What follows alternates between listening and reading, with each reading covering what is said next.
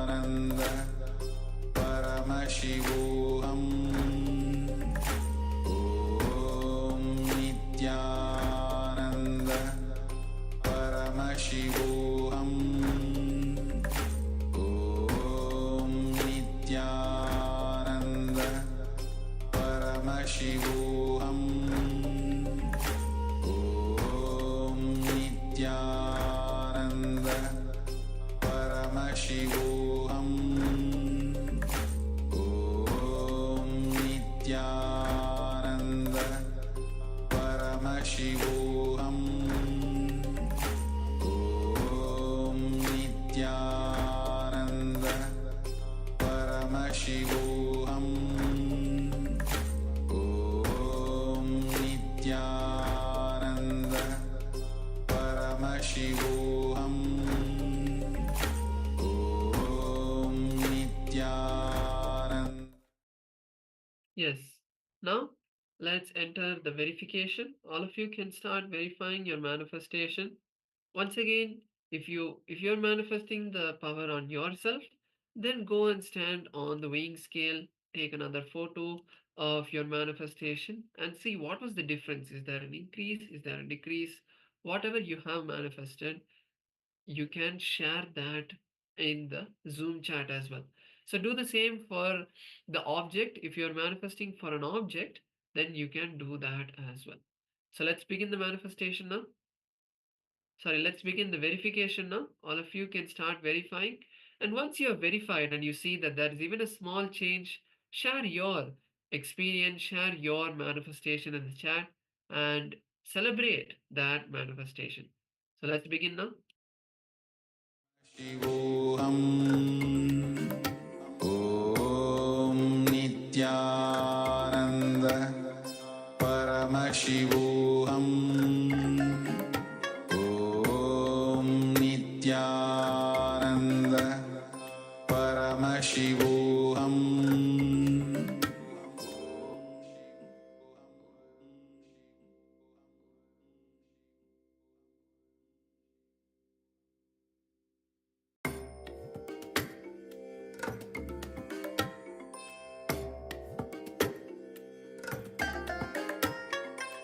I bless you all.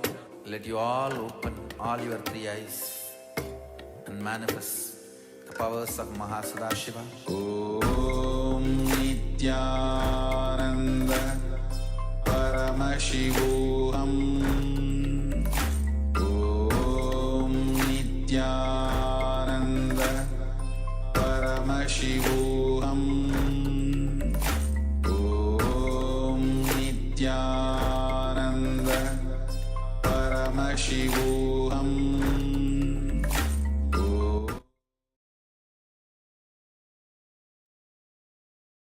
All right. So I hope that you were all able to manifest this power, and do share your experience or even any doubt that you have regarding the manifestation. And we'll be glad to assist you to manifest this power. Now, we'll be entering into the next session, which is on the Janma Marana Chakra, which is the cycle of birth and death, and how the karma and the desires that we have, how this whole thing drives us to be reborn again and again. And actually, Swamiji says the highest productivity that we have in life is to experience conscious death, which is nothing but the completion. When we can see, when we can break the pattern, breaking our mind. And when we do that, if we don't wait, see this whole cycle when it goes on, when we die, take birth again, we can exhaust all of our karmas, birth after birth, and all of that. And but there's also the possibility that we may acquire some more karma during this cycle. Now, if within this birth, having the great fortune of being the disciples of Paramashiva himself, if we can use that opportunity to complete and to break all of the karma right now, knowing that Swamiji himself does the major part, if not all of the job for us, then we will be free from the cycle of birth and death. By Swamiji's grace, with Swamiji's initiation, we will not be reborn. And unless we decide to consciously, which is different, but otherwise we will be liberated and live in Maha Kailasa. So this is an understanding. Let's now uh, hear from Swamiji himself about these truths on the Janma Marana Chakra.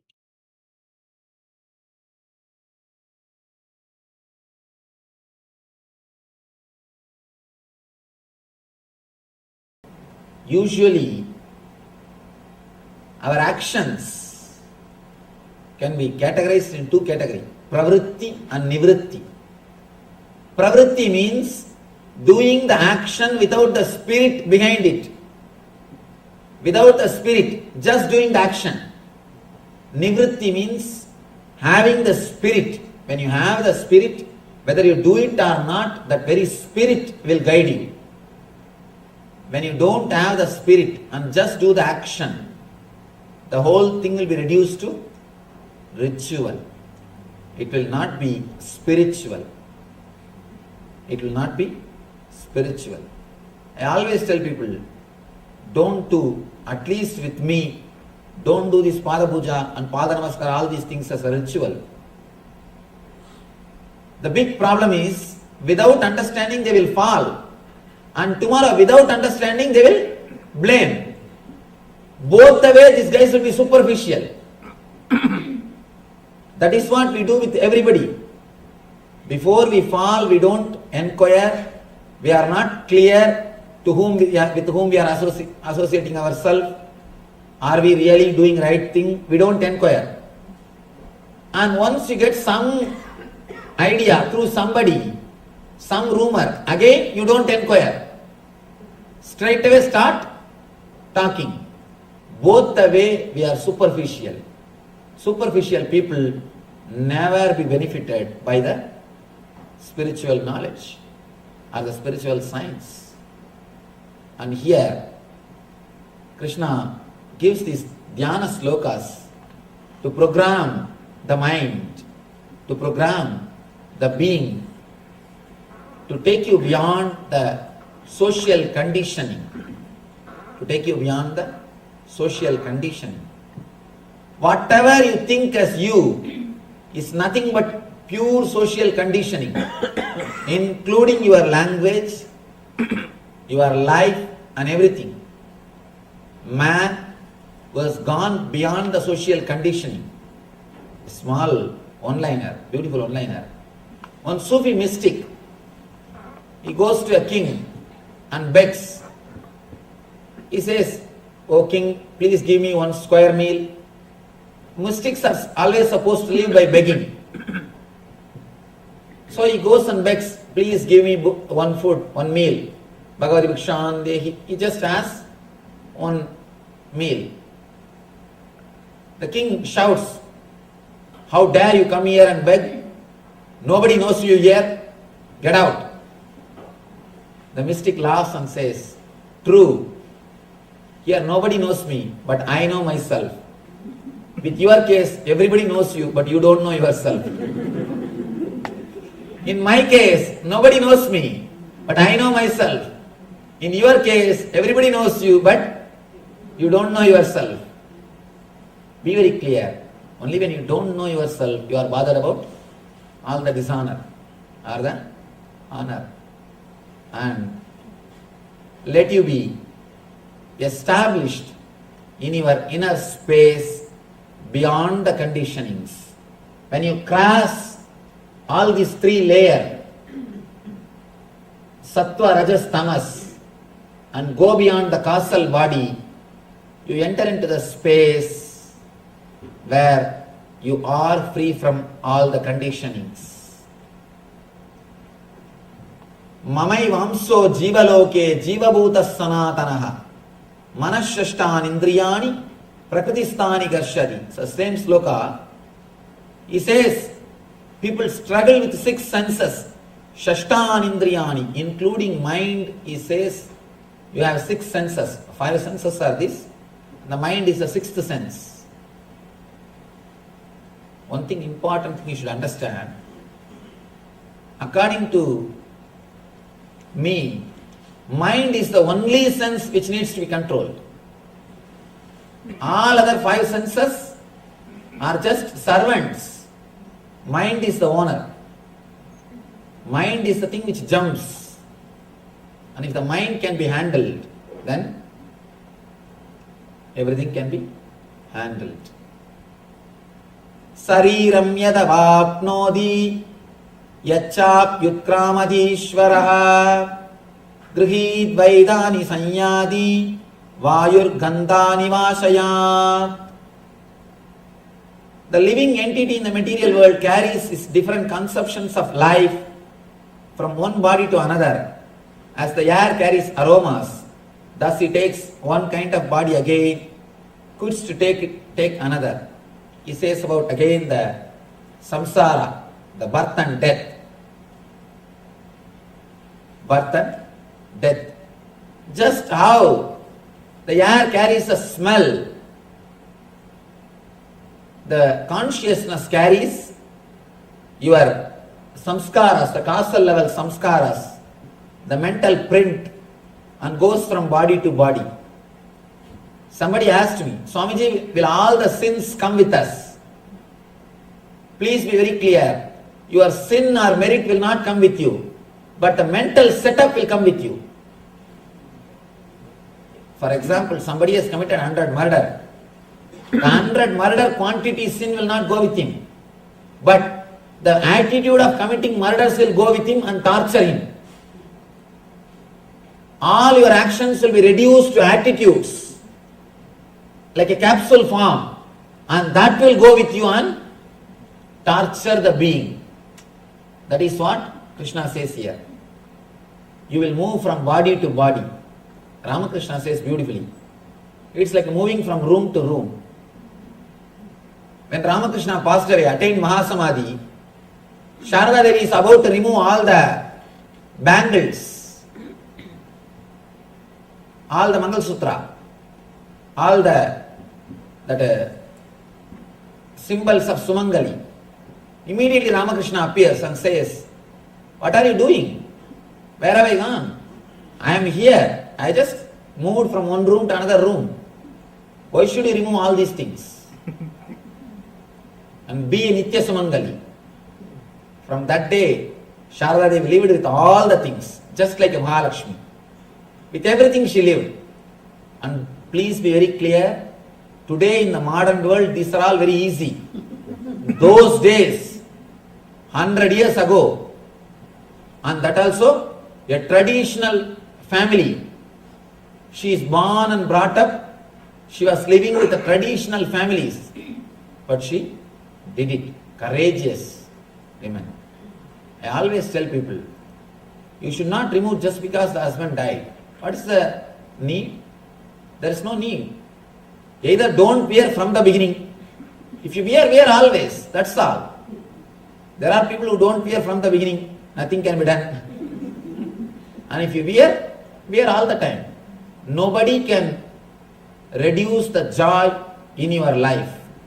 Nobody has got the right to take things away from your life. It is not that you started living only after his birth. It's not that you started living only after he came into your life. Then why should you die? There is no need.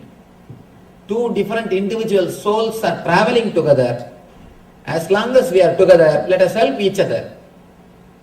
And when we have to depart, when the life takes us away, when the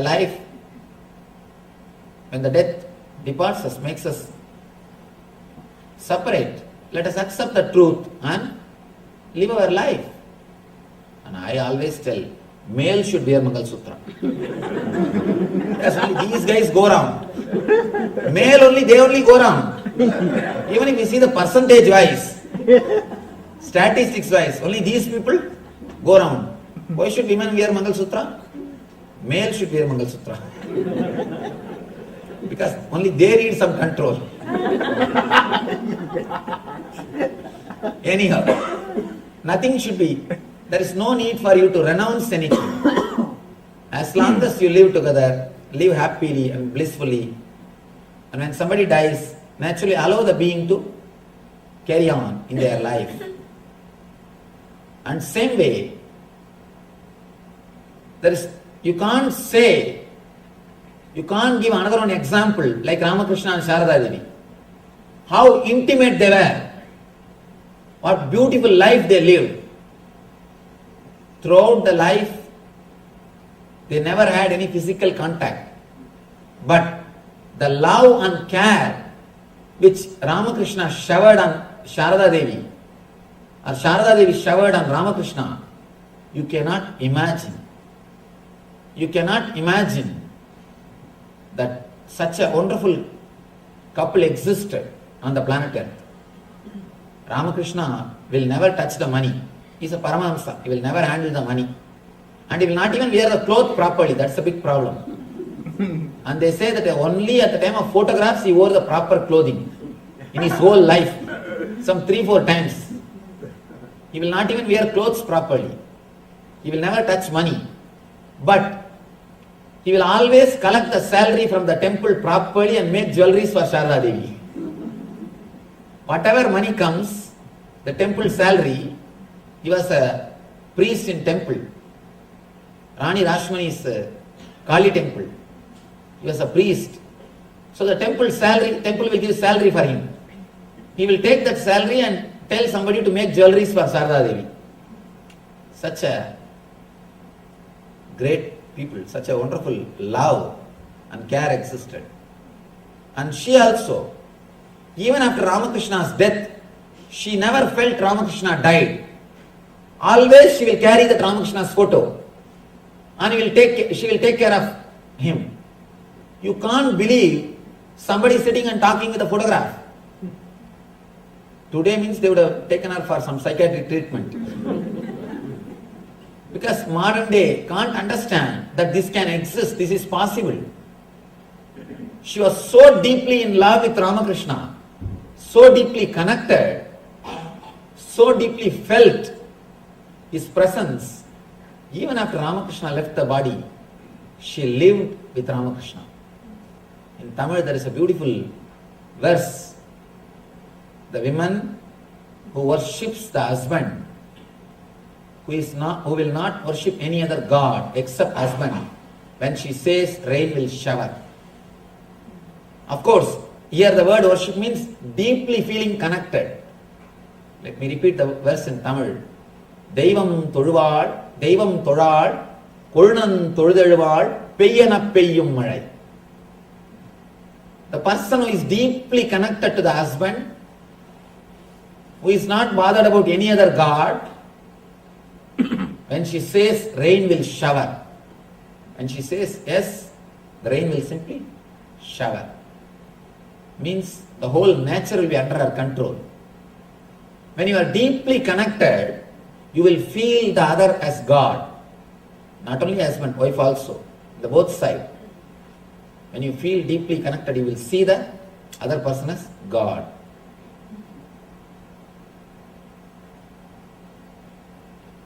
All the social conditioning, when it is dropped, you understand your life and death is nothing but moving from room to room. You suffer because you are not able to leave the situations which you created. You created, working so hard, you created a beautiful house, got a big car, created a big bank balance. Everything is ready. Now you have started living. Suddenly Yama appears and calls you, "Hi, enough now? Come, it is time for you to come." The only problem is, whatever you created, that is being taken away from you. That is the problem. That is why you are afraid. When you are out of the social conditionings, you are not afraid of death. You know it is just moving from one body, one room to another room. Srotram chakshus parshananja rasanam granamevacha adhishtaya manaschayam vishayan upasevate. The living entity, thus taking another grass body, obtains a certain type of ear, eye, tongue, nose and sense of touch, which are grouped about the mind. He thus enjoys a particular set of sense objects. One more important secret he reveals here, Krishna reveals. Based on your engraved memories in causal body, based on your engrams in causal body, you will create new senses. Understand? You will create your eyes, ear, tongue, nose and sense of touch, body, based on the engram which you have in the causal body. If your mind changes, your body also will change. That is why in Samudrika Lakshana, there is a science called Samudrika Lakshana in India. Just by seeing your body structure, they will tell everything about your mind. Because they know the secrets. How your mind changes the body. How your mind can change your whole body. Here Krishna says, living entity creates your Srotram, Chakshu, Sparshanam, Rajanam, Rasanam, Granam evacha. All the five senses are created by your mind. Please understand, not only every time you take birth, every day when you wake up from bed, your senses are recreated. If you can change your thoughts, I can assure within 6 months your face will change. Many people come and tell me, Swamiji, after I started meditating, in 2 months my face has changed. My whole body has changed. It has got a different grace now. Please understand, when you change your mind, really your body changes. You will have different grace in your being. Beauty comes by makeup, grace comes by meditation. Beauty comes by medication, grace comes by meditation. Beauty is different and grace is different. Grace is something which makes the other person pleasant, which makes him feel at home. Beauty is something like which tempts him, which makes him feel excited. Beauty creates rajas in other person. Grace creates sattva in other person. That's a beautiful example. In Tamil version of Ramayana, they say, when Sita entered the court of Janagaraja, all the kings and rishis, including Vasishta, stood up automatically. When Sita entered, see, Sita is goddess Devi today. We all worship her. But when she lived, she is after all a princess. There is no need for Vasishta to stand up. She is supposed to come and touch the feet of Vasishta, because Vasishta is a great rishi. But just because of her grace, not because of beauty. Beauty will not create respect in other person. Beauty will create only temptation in other person. Grace only can create respect in other person. She is so graceful. She is radiating grace. The moment she walked in, including Vasishta, everybody stood up and respected her. The being, inner being, the mind creates the body. Mind creates the body. I wanted to tell you an important thing. In Zen Buddhism, they say, when you walk, if grass does not die, if you don't create path on the lawn, you are qualified for sannyas. No, really. They live in small cottages, Zen monks, in front of whose cottage there is no pathway, in front of whose cottage the pathway is not created. He is considered to be spiritually evolved soul. They say, your feet should be, your walking should be so graceful, grass should not die. You should not kill the plants. I thought, how can it be possible? Just by the very weight, the grass will die. I was thinking, analyzing, till I went to one forest in Tamil Nadu. I went to a forest where they take you on the elephant safari. They will make you sit on the elephant and take you around. I went for that safari. They took me around, they made me sit on that elephant, and then the man who takes care of the elephant, Mahut, we call him Mahut. What do you say in English? All right, understand the word, same word Mahut, that's all. This Mahut guy is walking. He is taking us for safari. We went round and suddenly it became dark. Of course, it became evening and dark. I asked him, now how will you go back? And this guy is neither having torch, nothing, or any flashlight. How will you go back? He said, no Swamiji, I know the route because every day I walk, my path will be there. I have created a path by walking every day. I know how to go back. And I asked him, elephant doesn't create path. He said, no. Understand, elephant also walks with him. Both of them walk in the same path. Man creates path, elephant is not creating path. When elephant walks, grass is not dying. Plants are not dying. Then usually all the intellectual mind, next step it will go, no, elephant has got 4 legs. So the weight is distributed. Man has got only 2 feet. Too much of weight is concentrated. Then I started calculating. What is the square feet? 4 feet. What is the space which is touching the ground? And the weight of the elephant. And man's space, how much of space is touching the ground? And man's weight. After calculating, I understood 4 times more weight, more load is put by elephant on the ground. But elephant is not making the path, man is making. Then, apart from the weight, apart from the pressure, something else is there.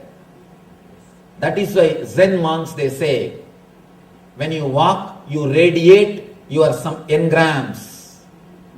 You radiate your samskaras. If you carry the negative engrams, because man as such always carries violence. You can see, even when you walk casually near a garden, just pluck one leaf. You will pluck one leaf. And you will be slowly making it bit by bit, piece by piece. When you are standing, somebody walks, you should just pinch you and go. How you will feel? If he just cuts one finger and takes away and goes, how you will feel? You are doing the same thing. You are doing the same thing, but we are so insensitive. We are so insensitive, we don't understand what we are doing. And not only that, continuously carrying negative engram, weight. If you are feeling heavy near your stomach, always be very clear, you are carrying negativity in you. This is the area, navel. The Manipuraka chakra is the area. If you continuously feel heavy in that area, be very clear, you are carrying negativity. And that is nowhere related to obesity. There are people who are obese who will feel light within himself, within them. Inside they will feel light. There are people who are lean, but within them they will feel heavy. The feeling of heaviness is nowhere related to your weight. It is related to your inner space, mind. The person who doesn't feel heavy will never create path. Person who feels heavy, who carries negativity, will create path. That is why in Zen, when you walk on the grass, if grass doesn't die, you are qualified for sannyas. You are a spiritually evolved soul. Because you will be so graceful, you will not be against the nature. Human being is the only animal which went against the nature and who went away from the nature. Human being is the only animal who has gone away from the nature, who has lost the way, who is misguided, was lost the nature. Here Krishna says, you create your body. Not only when you die, when you take birth, not only when you take new birth, every day morning when you get up, every day you design your body. If you get up with the right thought, you will design the body to execute that thought. If you get up with some other thought, negative engrams, negative samskara, you will design the body to experience that samskaras. So, and he says, what type of sense objects you create, what type of senses you create, same type of sense objects you enjoy. Adhishtayam manaschayam vishayan upasevate. If you create the positive senses, you will enjoy the positive life. If you create the negative senses, you will enjoy the negative life. What type of senses you will create, that type of things will attract you. You will feel tasty with that things. 40-year-old man can never fall in tune with a 16-year-old girl. In India, I don't know about other countries. Because his taste is different. His maturity is different.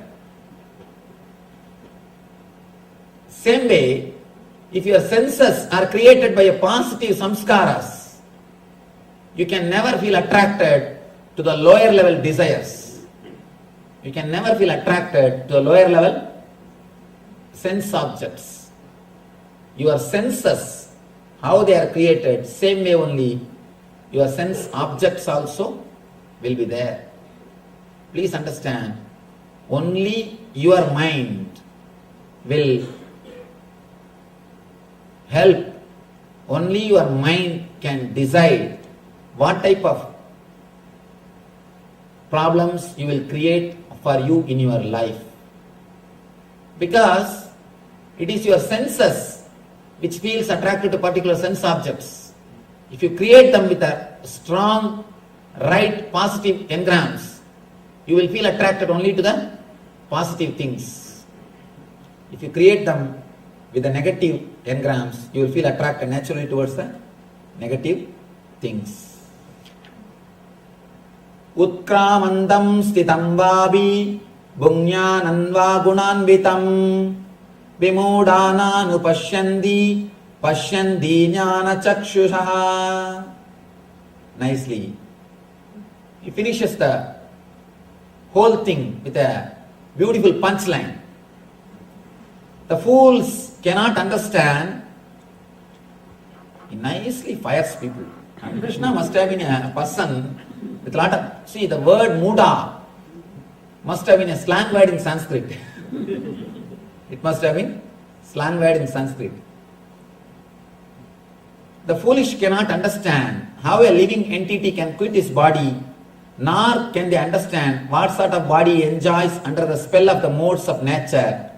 But once one whose eyes are trained in knowledge can see all this. I always insist. Morning, when you get up from the bed, with what thought you get up, that thought is going to play a major role on the whole day, on your consciousness. Understand? Usually how we get up? The moment you feel you are awake, slowly you feel that you are in the body. First thought will be either the fear that you should go to office or the greed that you should do something. The moment that fear or greed comes, you just jump out of the bed and slowly with closed eyes you ask, hey, what is time? If they say 8:30, just you jump out of the bed. You catch this body with the thought of fear or greed. If you catch this body with the thought of fear and greed, please understand, you will create the senses which will again attract more and more fears and more greed. Please never get up from the bed with fear or greed. Have alarm. The moment alarm rings, it will be just 2-3 days practice. After that, it will become a automatic system in you. Just for 2-3 days, the moment you feel that you are awake, remember either your Ishta Devata or God or some spiritual things. If you are attached to some master, remember your Guru. If you are attached to some God, remember that God. Something spiritual. Please don't enter into your body through fear or greed gate. There are so many doors to enter into your body.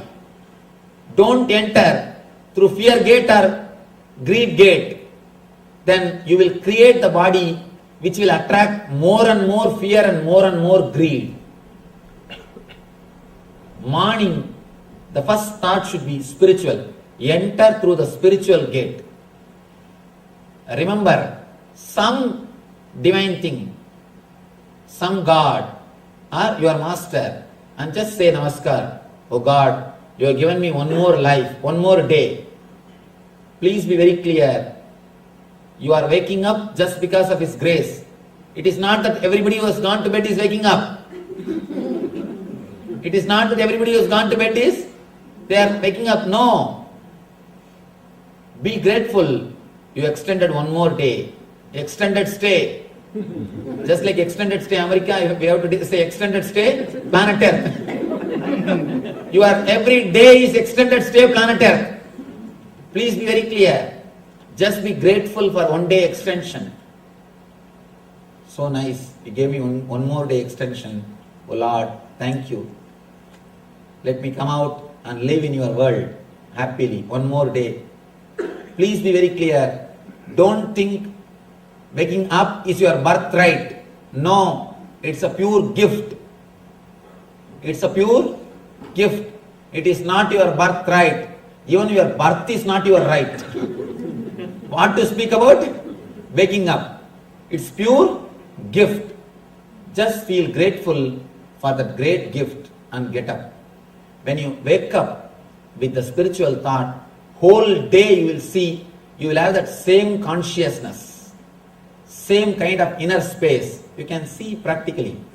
Morning if you get up with an irritative mood, whole day you will carry the same mood. Because that samskaras, that engrams will stay with you till you again fall into the causal body. From causal body you get up and come out. When you reach the physical body, on the way, what samskaras you pick up? It's like a mall, that 3 bodies. Sattva, Rajas, Tamas. The pranic sarira, mental body and etheric body. From causal body you travel up to physical body. That time you see a big mall. Whatever you samskaras you pick up, based on that only you will design your physical body. Every day you recreate. If you want to see the reality, truth behind these words, just 21 days get up with a spiritual thought. Today go and take photograph of your face. Passport size photograph. 21 days get up with a spiritual thought. With the remembrance of divine. You will see your eyes will be totally different. Your eyes will be totally different. And one more thing. When I say some word, I take responsibility for that. I know the truth behind this word. That is the reason I am explaining. Please be very clear. I am not giving you some theory. This is the science with which I worked. At least 100,000 people are regularly practicing the meditation techniques which I expressed from my experiences. I tell you from that authority, this is one of the ultimate, I can say, deeper level technique to transform your whole consciousness. Don't pick up tamasic, rajasic engrams. When you come out, if you pick up the greed or fear engrams, you will create the body which will radiate greed and fear, and in turn you will attract the incidents, greed and fear in your life. When you get up, come out of causal body to physical body, pick up sattvic engrams, sattvic samskaras, peaceful, blissful memory. Remember some God, some Guru, something which gives you the spiritual thought. Come out. That is why our masters say, early morning when you get up, do meditate. Meditate a little bit. At least that first few seconds, your whole inner space will be new. So he says, only a person with knowledge can see the truth of this science. So now, whether you are a person with jnana chakshu or muda, only you have to decide. Here Krishna says, foolish cannot understand. Person with jnana chakshu can see the truth and understand. Now the whole truth is in front of you. It is up to you to be a muda or to become a person with knowledge eyes or jnana chakshu. It is now up to you. Let us pray to the Parabrahma Krishna, ultimate energy, universal consciousness, cosmic intelligence, to give us all the experience of eternal consciousness and make us beings with jnana chakshu and establish us in eternal bliss, nitya ananda. Thank you.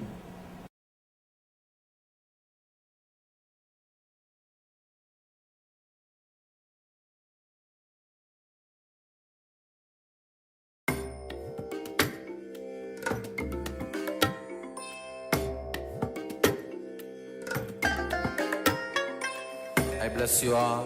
Let you all open all your three eyes and manifest the powers of Maha Sadashiva. Om Nityananda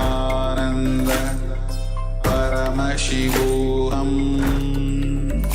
Om Nityananda Paramashivoham. Om Nityananda Paramashivoham. Om Nityananda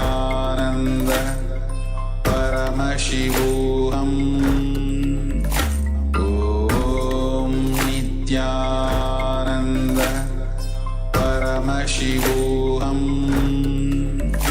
Om Nityananda Paramashivoham. Om Nityananda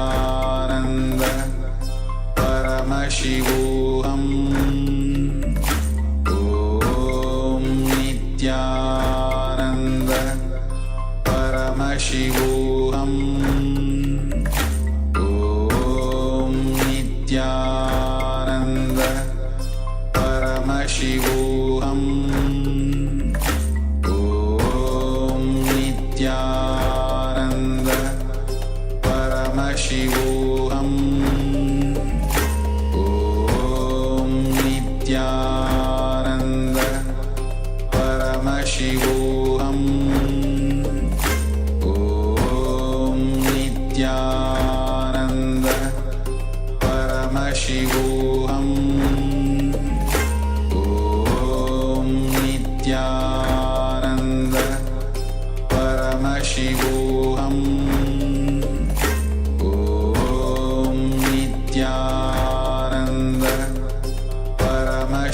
Paramashivoham.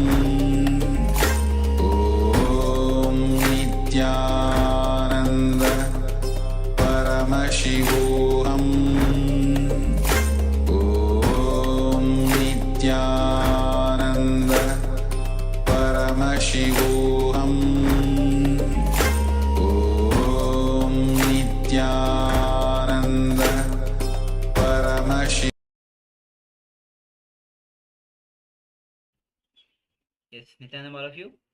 So we just received a powerful cognitions on Swamiji gave on Janama Marana Chakra, which is the science of rebirth. So with this, we'll be entering into the internalization exercise. Now all of us have come to know that we are in this cycle of rebirth, again and again take birth, we do something, whether we get married, we have some career, depending on the time that we are born, we die again and we take birth again. This is science of rebirth, as Swamiji has beautifully explained. Now we'll be taking few moments in our life and scanning our life, scanning the thought currents, and looking deep into our life to cognize what are the patterns that we carry, to identify. Yes, so requesting participants, you can have a pen and paper ready. So requesting participants to grab a pen and paper, and we will be going into this internalization exercise. Just giving you all a moment to get together the pen and paper.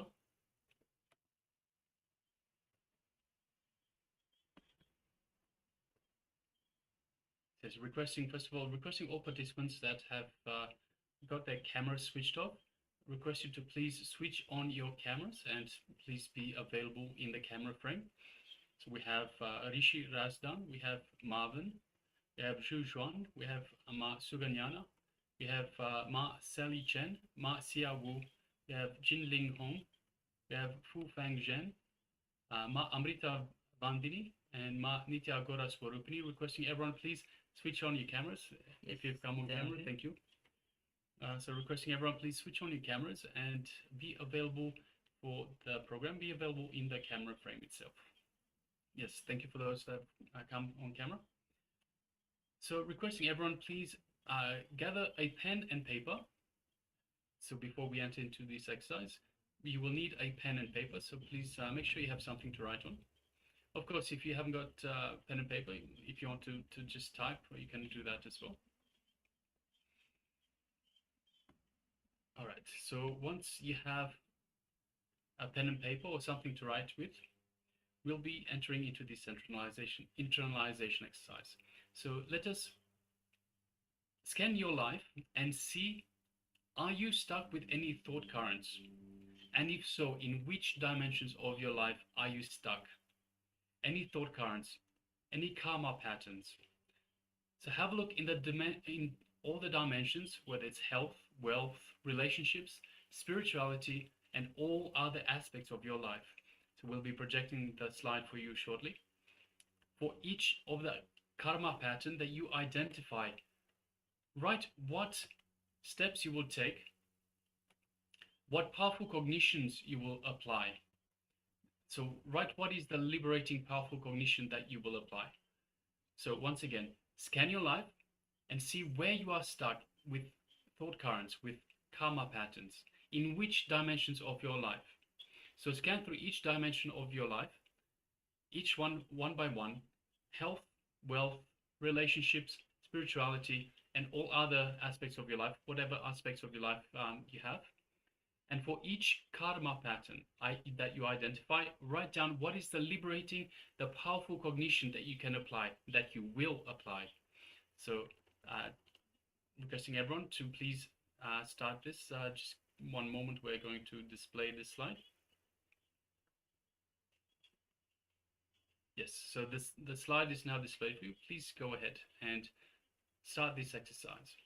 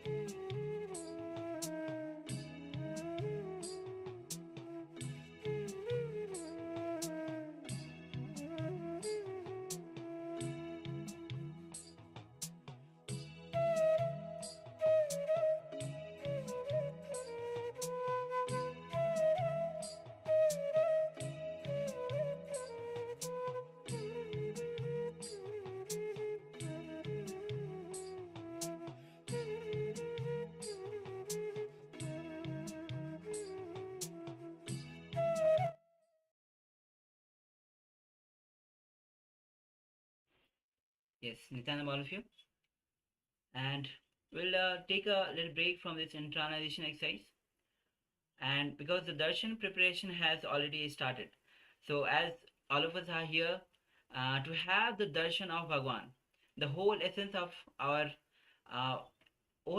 our waiting is to have to receive the darshan of Bhagwan, to so that Bhagwan graces us in our life, have the every bit of His grace, His presence in our life. So as the darshan preparation has already started, we'll be transitioning to the darshan preparation. Let's call all your family members, friends, and connect them to Bhagwan. It is Bhagwan who is going to uh, make their life, to give their conscious breakthrough in their life. So maybe you can reach out to who knows about anybody, your friends, your families. Connect them to Bhagwan as the darshan is already about to start. Yes, so let's get ready for darshan preparation, and shortly we'll be starting a darshan. And this was going on for quite a long time. And at one point, but the main intention that they both had, understand, remember, they don't have money, they don't have source of income. One intention they have, they want to become Sarvanyapita Yajamans. They just worked with this one intention.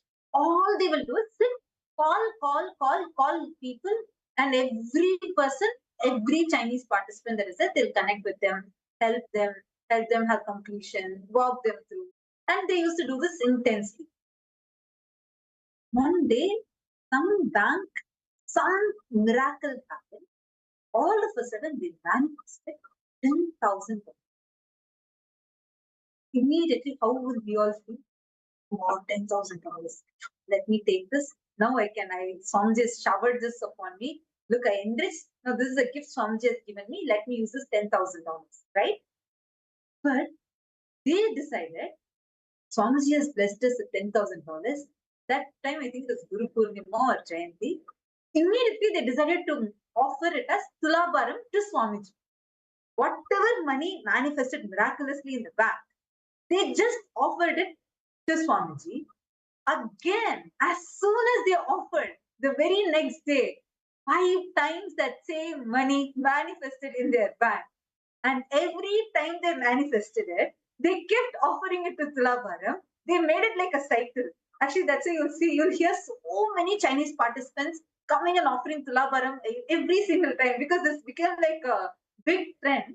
Every time when miraculously money will come in the bank, they won't know how it's coming. The bank will confirm to them that this is their money and will offer it to Swamiji. Again, it will become double, triple the amount.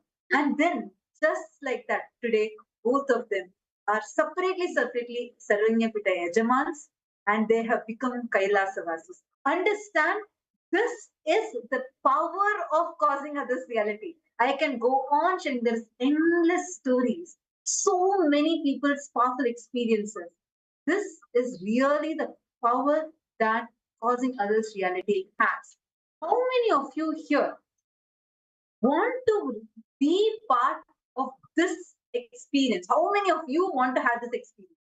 How many of you want to start manifesting that enriching? Enriching is a power. Enriching is not, it is not, oh, okay, I'll just go talk something and happen. No. Enriching, you try as much as you want, unless you break that completion happens in you, that pattern is broken in you, the other person will not be able to shift. That is the beauty of enriching. That's why by the end of enriching someone, you will feel enriched yourself. Like I have always had this experience. Whatever problems I might be stuck in, when I come for the program, I will see people ask that exact same pattern or similar questions. Then I just say, Swamiji, please tell me the solution for it. And by the time I enrich the other person to have a shift in that, really I will have a shift in that aspect of my life. That's one of the reasons why I really enjoy being an part of the program, being an acharya, because it is an experience not just on the receiver's end, even on my end. Because of course we are just an instrument for Swamiji to flow through and enrich. And in that process, even we gain so many powerful cognition clicks and breakthroughs. See, anyone, whoever wants to become Sarvanyapita Yajaman, Sarvangapita Karta, or you want to become a Kailasavasi, whatever your intention might be. Causing others' reality.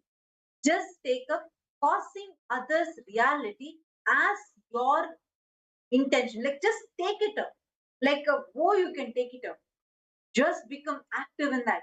I understand many of you are going for jobs or you're managing your children, your family. It might be hectic for you, but at least in a day, spend few hours. Decide to take up this enriching and causing. By that time, you cause a few people, enrich a few people, make them have that shift. Like the best for me was when I actually saw both of these Chinese people. I am saying Chinese participants because I saw them.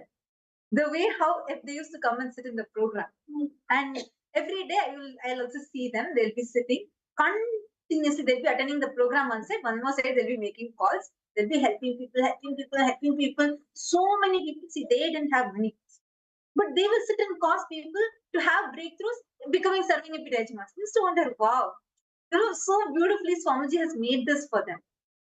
Then, in a matter of few months, I think 2 or 3 months, they had the first breakthrough, $10,000.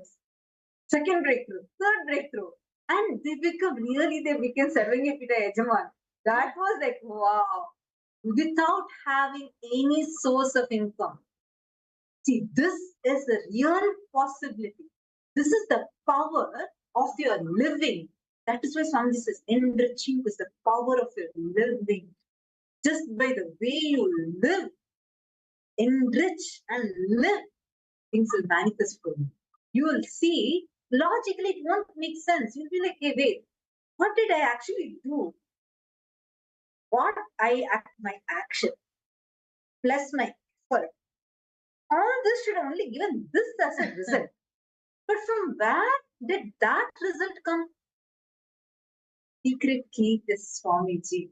The person who's manifesting the result for you is Swamiji. All you need to do is focus on the process. When Bhagavan Krishna in Bhagavad Gita says, Karmanye vadikaraste maphaleshu kadachana, he does not mean that you should be powerless and say, oh, I'm working. Okay, Bhagavan has told I should not be thinking about my result. No, he just means your action is not really equal to the result because result is in his hands. You focus on the process you are supposed to do, you will be showered and showered. That's literally how I feel like in Kailasa, any of our projects, whatever we do, everything, it is just like this. I'll feel like, wait, whatever actions or whatever effort I'm putting is so tiny. But always I'll feel like Swamiji will shower something like to some other extent. I'll feel like there is no connect between what I am trying versus what Swamiji is showering. But that is his grace. That is his grace. All he wants you to do is, Swamiji told at one point, like I was feeling stuck in some project, something. And that time, like so sweet, Swamiji will actually attend to each one of the Kailasavasis. It's like you're part of this very own family, this very own extensions. That's how it is.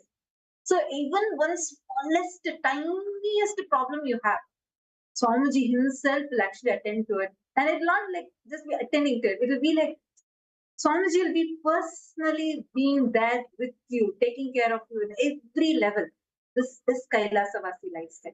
And actually, so Swamiji was like, Swamiji told at that time, see, for all of you in Kailas, whatever, it's not what you're doing, like that is not the main thing. But I actually do everything for you guys. I even prepare the result. Everything I keep it ready for you guys. All you guys need to do, it's like the food is prepared, been done like nicely ready, such that you don't even need to bite it. You just need to swallow.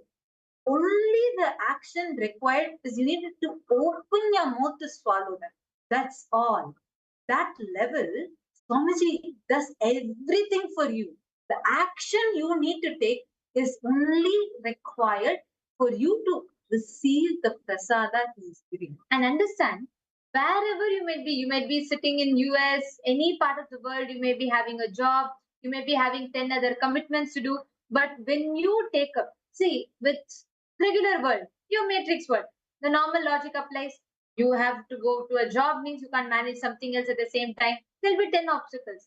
But understand, with Swamiji, that is why whenever people take up a commitment with Kailasa, ask any Sarvajñapita Yajaman. Actually, so many of the Sarvajñapita Yajamans have joined with us today. How many of you felt after you became an SJP, you actually started manifesting more money? You just started manifesting more wealth in your life and you started having more and more breakthroughs. How many of you have experienced it? All of you can ask any SJP Yajaman. They'll all tell you the same exact cut copy paste. Everyone will tell you. I don't know what happened, but somehow right after I became an SJP, somehow wealth started manifesting in me. And understand, when you commit to do any of the Kailasa work, Swamiji takes care of your work. I have seen this multiple times. I have witnessed this, experienced this. One of the best experiences when there's a devotee from Bangalore, one of the Adinavasi's father, and he's a very sincere devotee, quite like long time connected, and he runs a factory. So he has a lot of workers and in the factory, and his job is such that he can't leave the factory and come. So the wife and daughter used to come for the programs. Wife, son, and daughter used to attend the programs. So the dad used to not really get much time. So he was like trying, and at one point he decided, you know what, I'm going to leave my factory and go, and I want to go and spend time in Swamiji's ashram. Like I want to spend time with Swamiji. I want to attend the program. You know what he did? He didn't tell anyone. He said all the factory workers, because if he shuts down, there'll be loss, and their company was not like, it was doing okay managing, but it was not doing financially quite well at that point in time. So you know what he did? There's a Gurumurti picture. For some of you older devotees might know, there's a beautiful picture of Swamiji sitting under the banyan tree, and that's called the Gurumurti picture. So he took that photograph of Swamiji and he went and took and put that on the CEO chair of the factory, like of the company. He put that photo of Swamiji on the CEO chair, and then he said that Swamiji, I don't know what you will do, but from this moment on, you are responsible for my factory. I am coming to your program. You take care here. I am leaving everything and coming to you. So you are only responsible to manage all of this, right? And he put Swamiji on the CEO chair, and he came to the Vidhi ashram, and he was attending the program. And 2 days passed, and he was very worried. He's never left it, and a lot of factory workers are there, and night time also people come. So there needs to be a lot of security and things taken care. So suddenly after 2 days, he got a call, like 16 missed calls from like 16, like a lot of missed calls from a factory security person. So he was like, really, he panicked. He's like, yo, did something happen? And, did I not attend to something and left? So he called him back, and he was like very concerned. He asked what happened. Then he said, I don't know what is happening, but every day, night, I see a tall figure in orange robes with long hair walking around in the factory. I'm getting terrified. I'm not able to guard this place. There is someone walking here. I'm not able to see that person. I'm not able to identify who that person is. There is someone with saffron robes and long hair who is walking here and who does rounds, and he's continuously monitoring. So I'm very, very scared.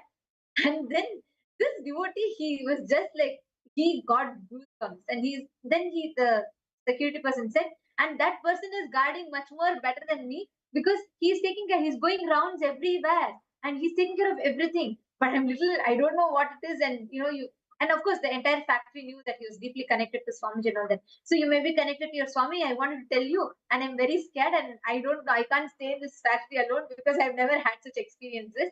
And that moment, this devotee had tears in his eyes. So next day morning, this happened in the night. Next day morning, he went to darshan and he told Swamiji that, Swamiji, this is what the factory, the worker saw you, and he had your darshan, Swamiji, and he's saying that you're walking around in the this thing. You know what Swamiji said? Swamiji looked at him in a surprised expression. He said, you put me on the CEO chair, then what do you expect me to do?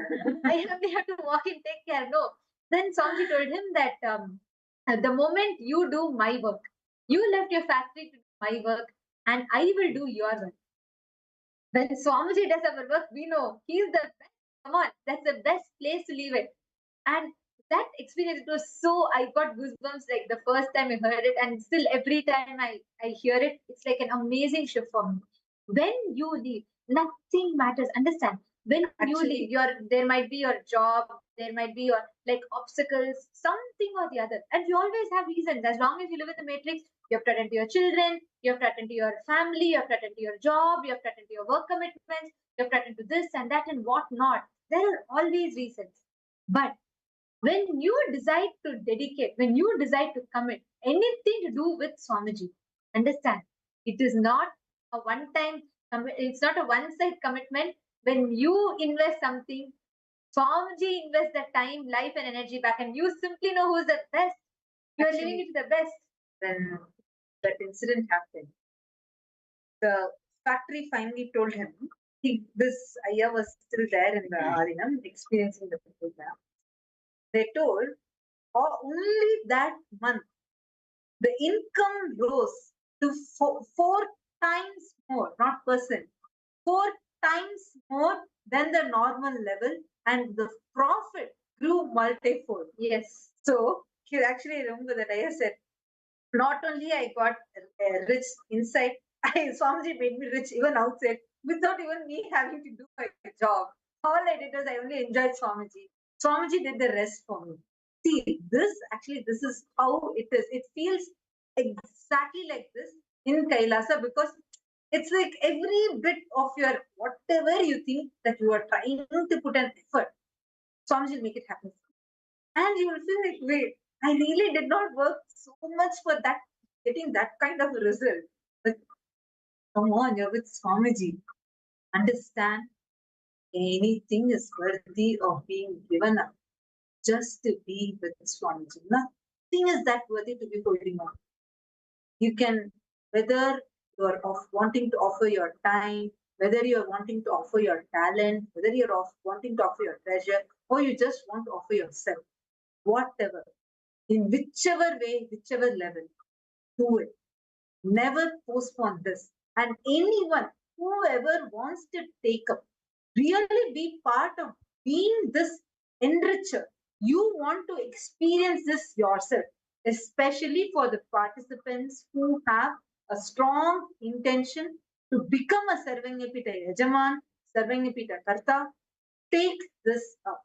How many of you want to become part of this enriching team? Like, you want to enrich so that you can be showered like this, whether 1 hour a day, 2 hours a day, or how much ever time you can, but dedicate. Even if it's not even the same day time every day, but at least you want to make it happen. So every day somehow you can make at least 1 hour of your time, 2 hours of time. Really dedicate that time. How many of you are willing, wanting to be a part of this? I request you all to post in the chat just saying, I want to be part of the enriching team. Our team can reach out to you. We can support you further. But there is a beautiful opportunity for you to be a part of this. So even if you're not able to do it every day, but you want to dedicate some time, like you can say, in a week, I can dedicate these many hours. In a week, at least for this much time, I can be a part of this. Feel free to post it. And if you also want support in your Sarvanyapita journey, I know many participants who have a strong intention to become a Sarvanyapita Yajaman, Sarvanyapita Karta. All of you also post that here in the chat so we can support you. Actually, we can keep talking. There are so many. Really, every day we hear these powerful experiences from people who have taken up enriching, causing as their experience, as their very lifestyle. Because of that, tons of miracles happen. People say suddenly they got healed. Suddenly, just by sitting in darshan, I remember one person shared he had a very strong shoulder pain for almost 2 months, and even the doctors were not able to cure it.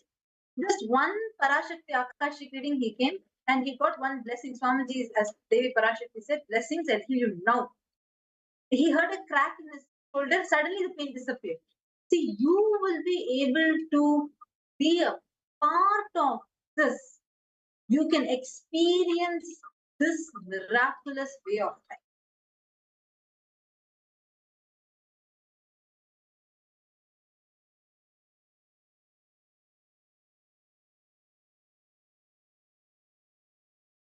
How many of you want to be a part of this kind of miraculous way of life?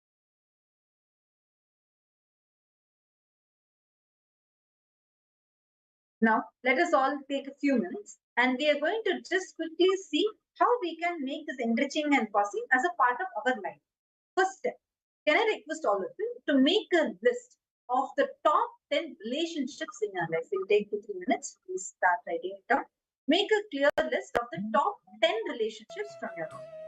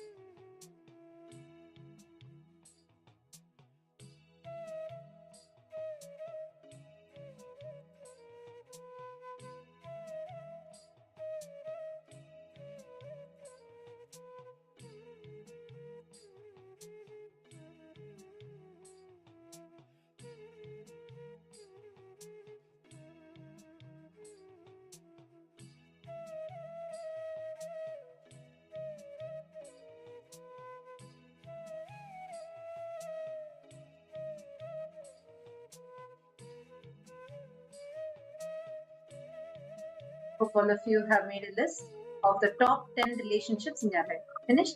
So now, let's go to step number 2.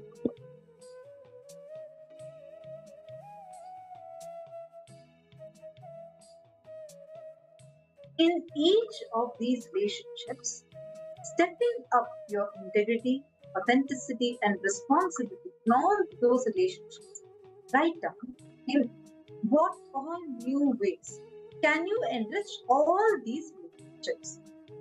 I request all of you to pen down whether it is your son, your daughter, your husband, your wife, your mother, your father, your friend, anyone, or it is Swamiji, whichever relationship, how are you going to step up your integrity, authenticity, and responsibility in all these relationships, and your new ways, how you feel you can be more enriching in those relationships. So, in any of these steps, if any of you have any questions, I request all of you to post it in the chat and ask. We can definitely help you. Now, let's enter into the step.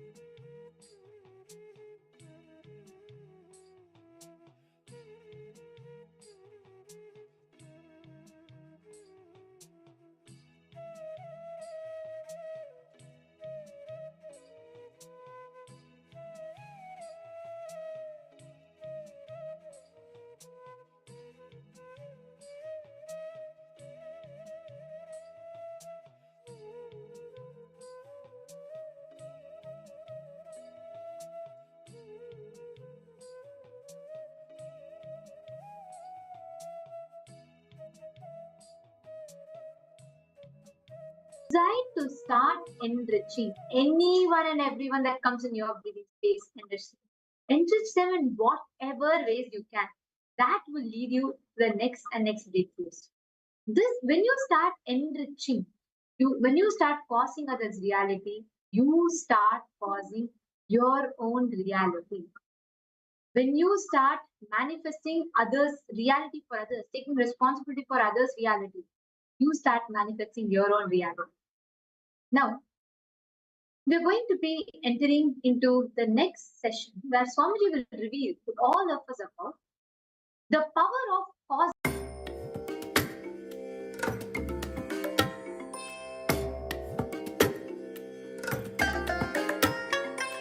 I bless you all. Let you all open all your three eyes and manifest the powers of Maha Sadashiva. Om Nityananda Paramashivoham. Om Nityananda Paramashivoham. Om Nityananda Paramashivoham. Om Nityananda Paramashivoham. Om Nityananda Paramashivoham. Yes. Nityananda.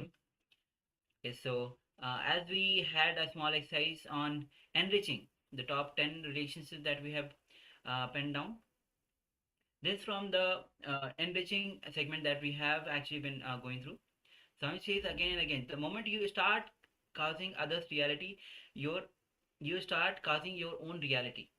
So it says again, when you actually are in the depressed mode, or when you are rotting with the depression, the first thing that you should do it, start causing others reality, start enriching others. Malishka says, I want to be part of enriching. Very good, ma. So you can reach out to the actually we'll connect to you and let you know how you can be a part of the enriching, because Swamiji says again, enriching is a direct way, the straight path to enlightenment. And Yes. of course, anyone else that would like to be part of enriching others. So yes, enriching others is enriching yourself. If anyone else wants to be part of enriching, if anyone else wants to be part of Kailasa, part of whether it's as Kailasavasi, whether it's become part of the Sangha in one way or another, reach out to us, let us know, and we'll put you in contact with the right people. Yes. In any way you want to contribute, whether through enriching or becoming part of any project, you are most welcome. Yes. And so now, as we just came to darshan, as we already had one darshan Swamiji gave on today as the auspicious occasion of Vijaya Dashami. So we'll be continuing now with our sessions, as the darshan is already over for the day. So we'll be continuing with our sessions, and we just we had before the darshan, before the sessions, actually enriching section, we had on the segment of Janama and Marana Chakra, the cycle of the signs of rebirth. So now we'll be entering into the power manifestation, and the power manifestation is going to be on reducing the weight of the object which is close to you. So take a moment to have a small object which you can measure. If you have the weighing scale, that's great, and if you don't have the weighing scale, on your mobile phone you can download the application which can weigh the scale, measure the weight of the object. So that's why you should take the small object so that your mobile phone doesn't get damaged. So take a moment to have the initial measurement, the weight of the object, and then we'll move to the next step.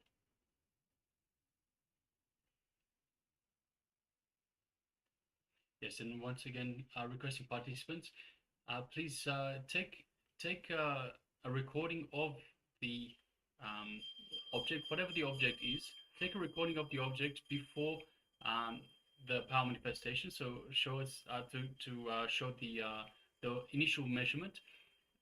Recording during the power manifestation, and of course recording at the end with the the weight of the object at the end of the power manifestation.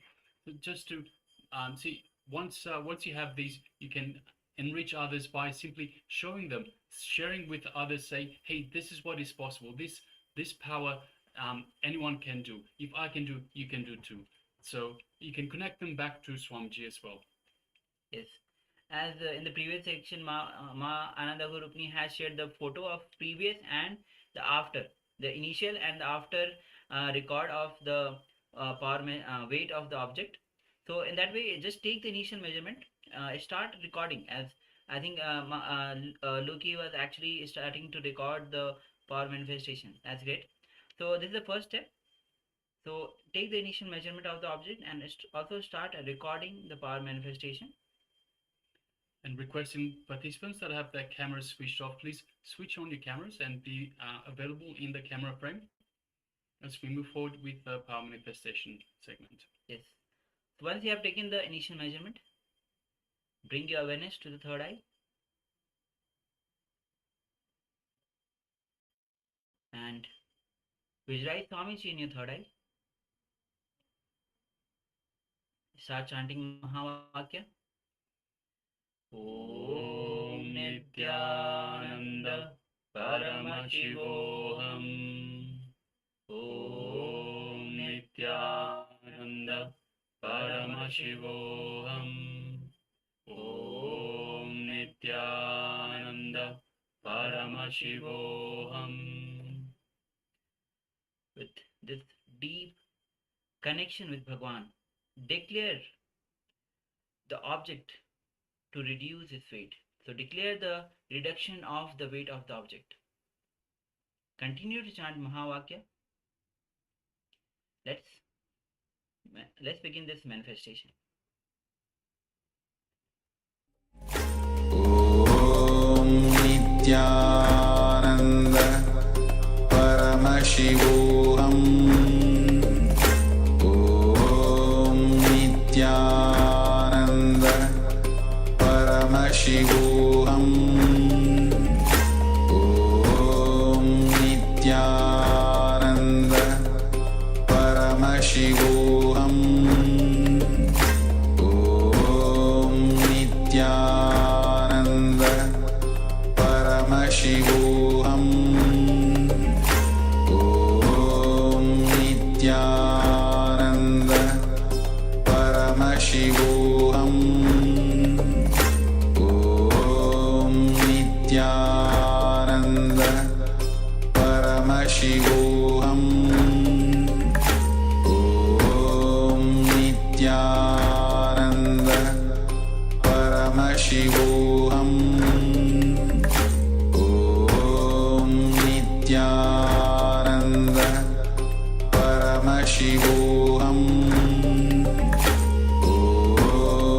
Nityananda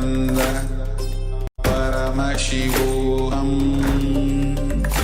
Om Nityananda Paramashivoham. Om Nityananda Paramashivoham.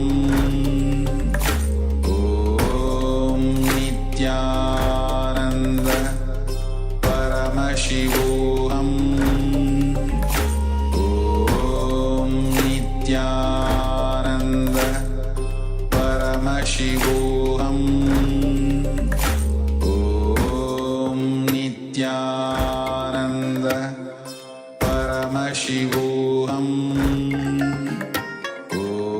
Om Nityananda Paramashivoham. Om Nityananda Paramashivoham. Om Nityananda Paramashivoham. Om Nityananda Paramashivoham. Om Nityananda Paramashivoham. Om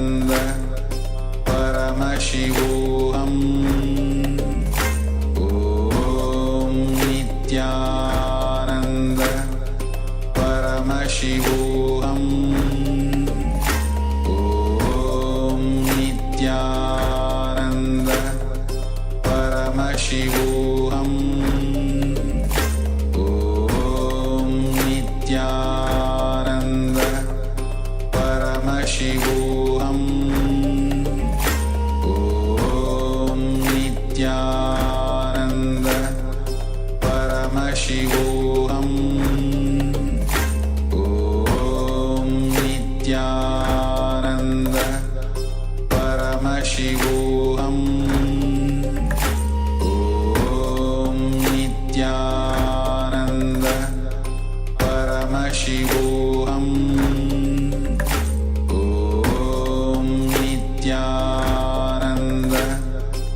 Paramashivoham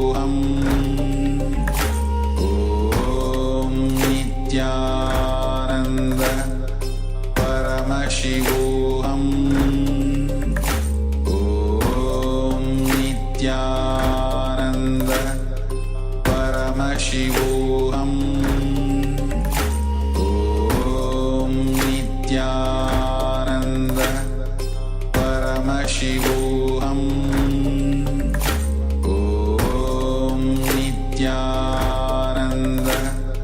Om Nityananda Paramashivoham Om Nityananda Paramashivoham Om Nityananda Paramashivoham Om Nityananda Paramashivoham Om Nityananda Paramashivoham Om Nityananda Paramashivoham Om Nityananda. Yes, you can relax now. And take a moment and let us measure once again the weight of the object. So we first measured the object. We identified an object that we want to change the weight of. Then we weighed the object itself. We did the power manifestation itself, and now let us measure the object once again. So let us do the second measuring, the second weighing of the object, and let us know the difference. Let us know how you went in this power manifestation.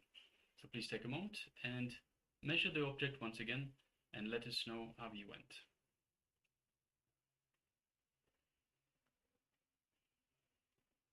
And it's important to understand the power manifestation. When you manifest this power of Lagima, it is from the oneness. It is from the oneness. So whether it is power of Lagima, Mahima, or the power of third eye, it is from the space of oneness, from that pure, powerful space that we start manifesting this power. That the space of pure unclutched that we all of us are actually looking for or here are for, which is the very purpose of our existence, which is very our nature. And to realize that the oneness, that is our whole, Swamiji is giving the whole in every possible way, so that we realize this through, whether through power manifestation, through the powerful cognition, through the meditation technique. So give your full person when you are when you are going through this power manifestation. It is your, when you give your full effort, you are deepening. Swami says that again, when you give your 100%, when you have exhausted fully, then I come back. When I take, Swami says that if you take 100 steps, I'll take 1,000 steps towards you. So give your full 100% in the power manifestation. Yes. So take a moment to share if you have the taken the second measurement of the object, and let us know what was the difference, what was the manifestation that you had just manifested.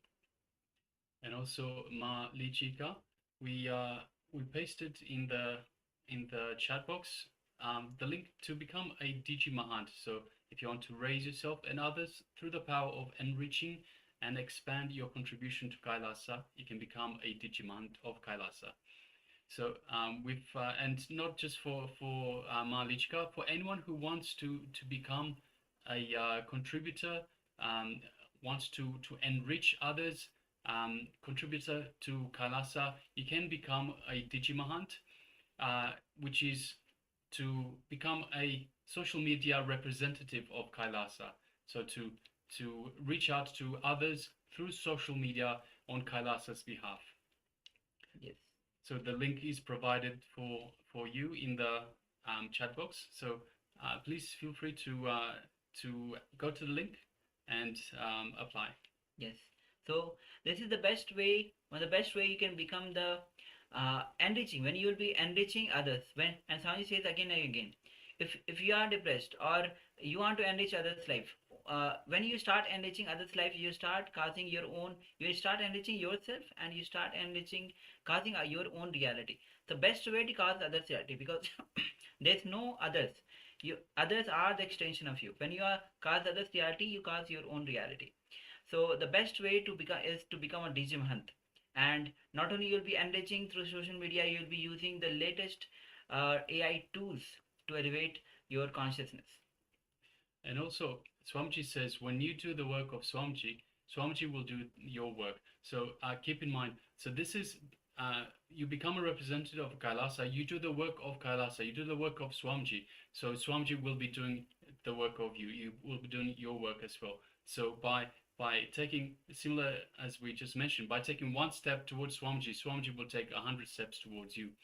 So it's a very good way to have Swamiji in your life, to enrich others through Swamiji's work. So we have sharing from Ma Ananda Rupini. Yes, again, Very good, Ma. Thank you very much, Ma. So Ma Ananda Agora Rupini once again had a pair, it looks like a pair, from 11.6, so is that 116 to 115? It's actually 1.16 to 1.15. Is it? Yes. So there's a clear difference in the two measurements. So yes, thank you very much, Ma. Very good. Congratulations, well done. Yes. So Swami says, very good, Ma. Actually, very good. And also, all of you also can start taking part in power manifestation with the object, with the weighing scale. And if you don't have the weighing scale, you can use download the app from the whether in your phone to measure the weight and take part in the power manifestation. Yes, 116. So from 116 to 115. Yes, very good. Yes, thank you very much, Ma. And Ma Nityagora Swarupini, we can see you're measuring the object as well. Yes. If you have manifested, let us know. You can share that. And even if there is no change, you can share that as well. Okay. Meanwhile, shortly we'll be starting with the next session, which is going to be on being versus doing. Swami says again and again, how causing others' reality, as we have just been mentioning again and again, that causing others' reality is the best way to cause your own reality. When we cause others' reality, we enrich others. And Swami, actually one of the satsang I remember, in this long journey, wherever you are helping other person to raise their consciousness. And this is in this long journey, wherever you are and helping others to raise their consciousness and taking help from others to raise your consciousness. So this long journey is all about enriching others. So let's get started with this session where Swamiji is going to reveal much more about being versus doing.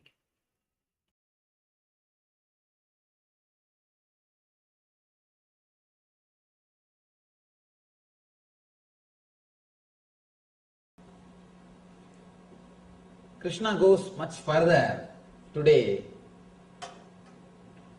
to explain the deeper level samskaras, engraved memories. In the 14th chapter, he spoke about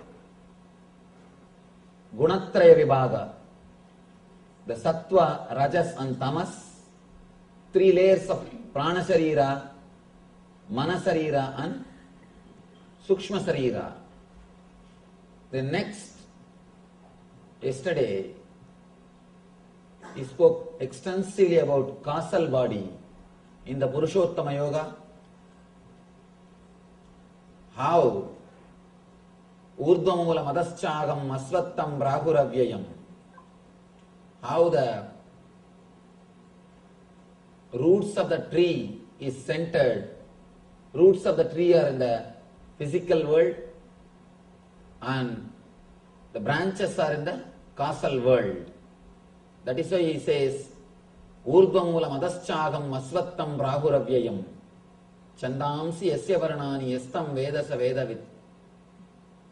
The roots are, usually the roots of the tree will be in the ground, under the ground, unknown space, and the leaves will be in the known area, known space. But this tree is opposite. The leaves are in the unknown space, the causal layer, the underground area. The roots are in the known space, conscious space, the physical world. And he explains the leaves are the Vedas, means the words which you are using continuously in your being. And he further explained how to remove the engraved memories in the causal layer and how to program the causal layer towards bliss, towards eternal consciousness. Now he goes one layer deeper, the cosmic layer. He speaks about the Daiva Asura Sampat, the qualities of divine and demon. Both, the beauty is both words have got same root. Of course, it is not accidental, because both qualities are rooted in the same energy. Just a simple decision. When you choose the word you became divine. When you choose the word me, you became demon. That's all. Same energy. Ramakrishna says beautifully, no energy can be destroyed. Your love can never be destroyed. It has to be turned. It has to be turned. There is one more beautiful example of Ramakrishna. He says, as long as the calf says aham, aham, the calf, as long as it says hum, hum, it has to work, suffer, and it will be beaten, all torture. Once it is killed and out of that skin they will make a music instruments. When you beat that, it will start saying tumi, tumi, tum, tum. As long as it says aham, aham, it will have suffering. When it starts saying tum, tum, it will start singing the glory of divine. It will be used for divine purposes. Beautiful simile, beautiful example. Of course, I am not able to exactly translate. In colloquial Bengali, he explains. As long as you have that idea, aham, aham, ami, ami, me, me, continuously, you will be demon for yourself and for others. The moment the cognitive shift happens in you, you will be a blessing for yourself and for others. Here, in the causal layer, You have all the engraved memories. All the engraved memories are stored. But in the deeper level, in the cosmic layer only, you decide. You decide, you are me. Let me explain it a small diagram where we take that decision. How usually our mind receives the data and processes, and how the cognitive shift can happen in our being.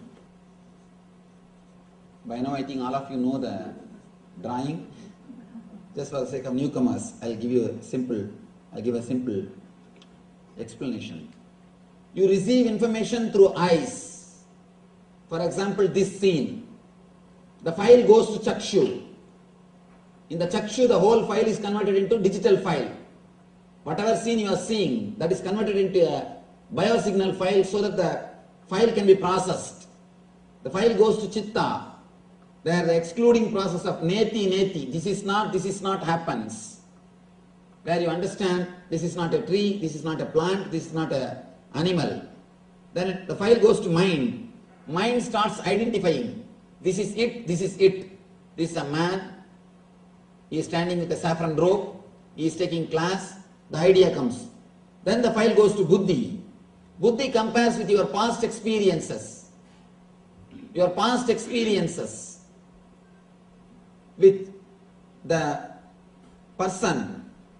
For example, with me, if your past experiences are good, if you are happy, or whatever you heard, if you feel positive, then the file, the Buddhi writes, yes. If you feel it is waste of time, or if you don't feel in tune with my ideas, or the time which you spent, if it was not pleasant, then the Buddhi writes no. The file goes to ego. Then ego decides what is there for me, what way I am related, what gain I am going to get. If some way I am going to have the gain, ego says, yes, let us sit here and listen.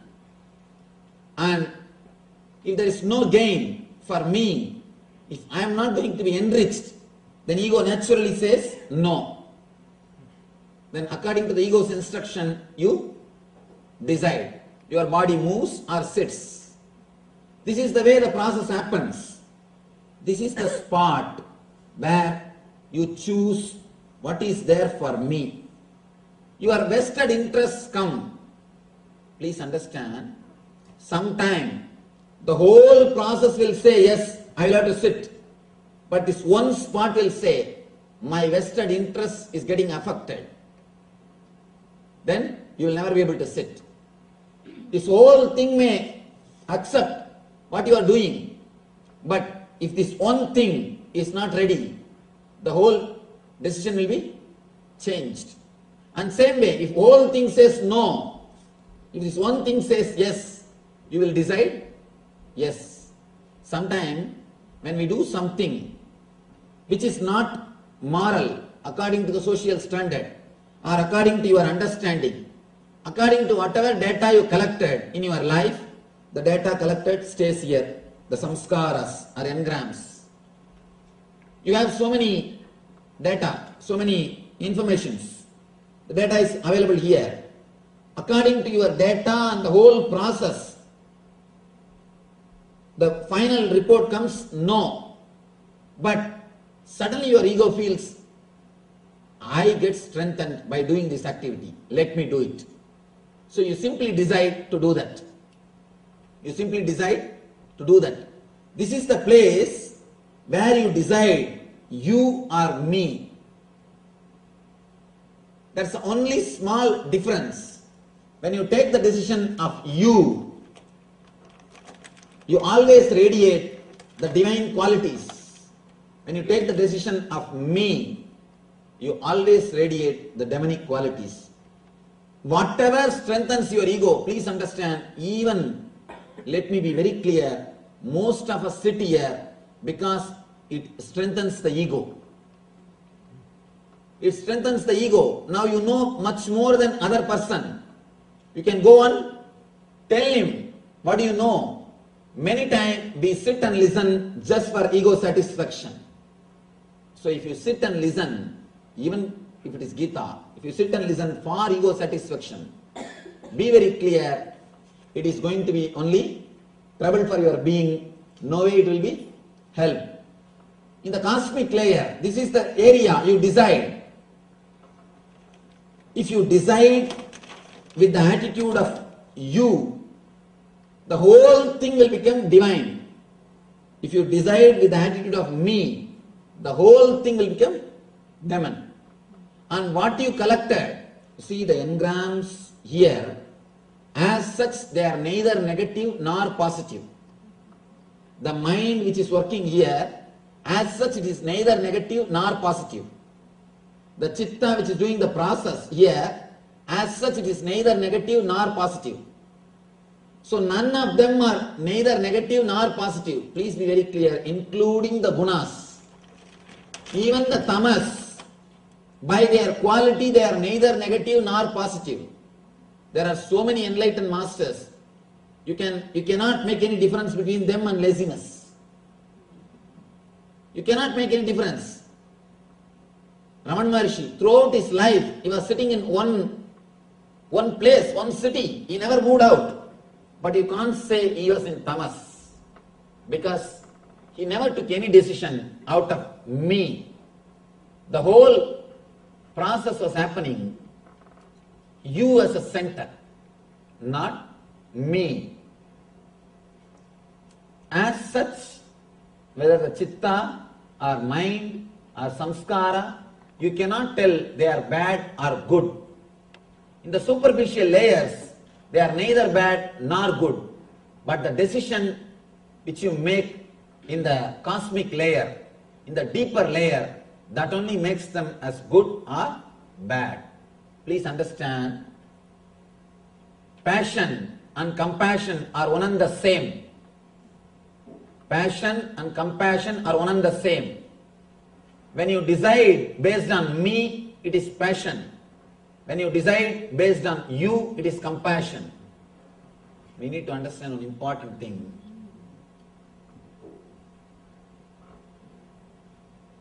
Whenever it is passion, it will be strong in our being. But when it becomes compassion, it will not have that much of intensity.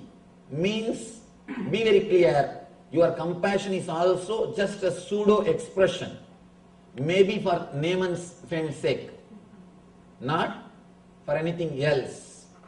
If you don't have that intense compassion, the way in which you experience passion, with the same intensity, if you don't experience compassion, be very clear, all your activities are purely out of ego. Including this Gita Jnana can become ego when the decisions are taken out of I and me. If the decisions happen out of you, not this Gita Jnana, even ordinary activity which you do in your life can become divine. See, we don't have to work on the doing, we need to work on the being. Doing can never lead you to anything. As long as you believe doing can lead you to ultimate, you are called karmagan, the person with karma. It is called Puramimamsa. Only when you understand the being can lead you to the ultimate, you are called Uttaramimamsi. In Vedas, there are two major portions. People who believe in doing, people who believe in being. People who believe in transforming the being, they are called Vedantis. People who believe the transformation ultimate can be achieved by doing, they are called Karmagandis. They continuously believe in doing. Of course, ultimate can be achieved only by working on the being, not on the doing. If you try to work on the doing, either you will suppress or express. Either you will suppress or express. Continuously you will be fighting with yourself. Nothing else will be achieved. A man who can transform his being, only he can achieve the ultimate. Whether demon or divine, it is decided only on that one point. When you receive the data, process it and deliver the result or command, how the command is delivered, what is the center from which the command comes out. The command comes out thinking this one statement, what is there for me? What is there for me? What is there for me? Whatever you may do, including meditation, it will be only ego satisfying. Many people come and ask me, Swamiji, at some point I felt such a deep ecstasy in meditation, such beautiful bliss in meditation, but suddenly within 2 hours it disappeared. It never came back. Why, Swamiji? How to have it back? Please understand, the bliss itself is choicelessness. When you are absent, you experience bliss. The moment you want it back, the moment you choose bliss, already you have chosen. The moment you choose, you will always choose suffering. All choices are suffering. And bliss is choicelessness. The moment you want to grab it, the moment you want to have it, when you are blissful, you allowed the bliss to possess you. The moment you want to possess the bliss, you will make it as suffering.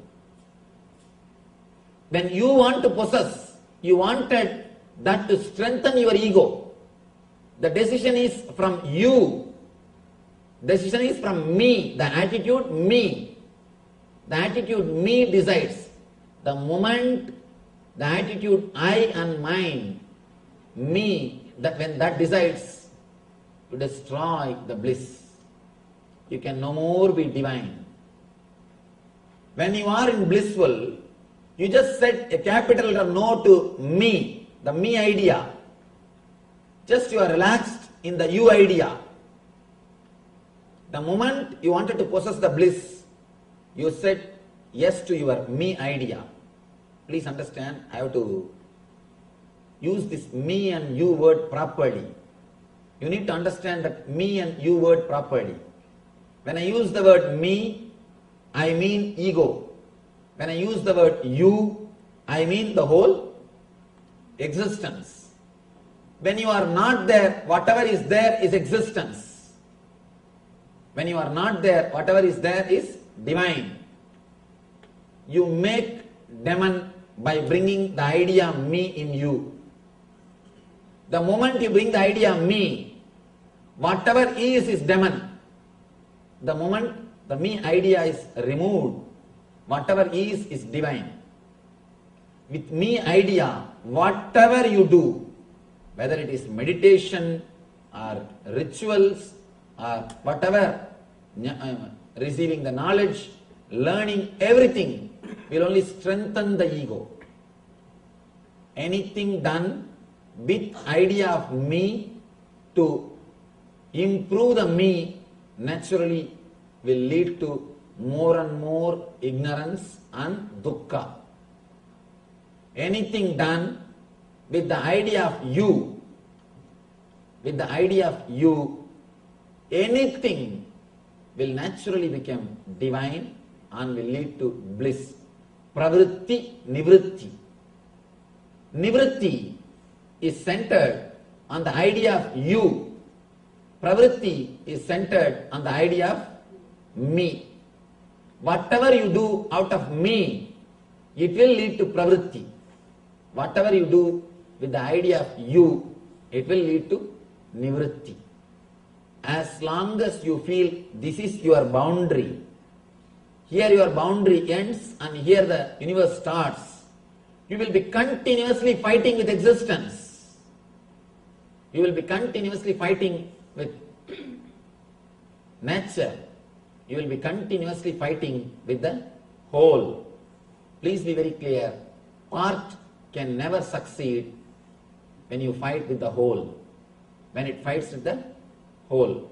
Continuously whatever you think, speak and do based on the one idea, me, it will lead to more and more complications, more and more dukkha.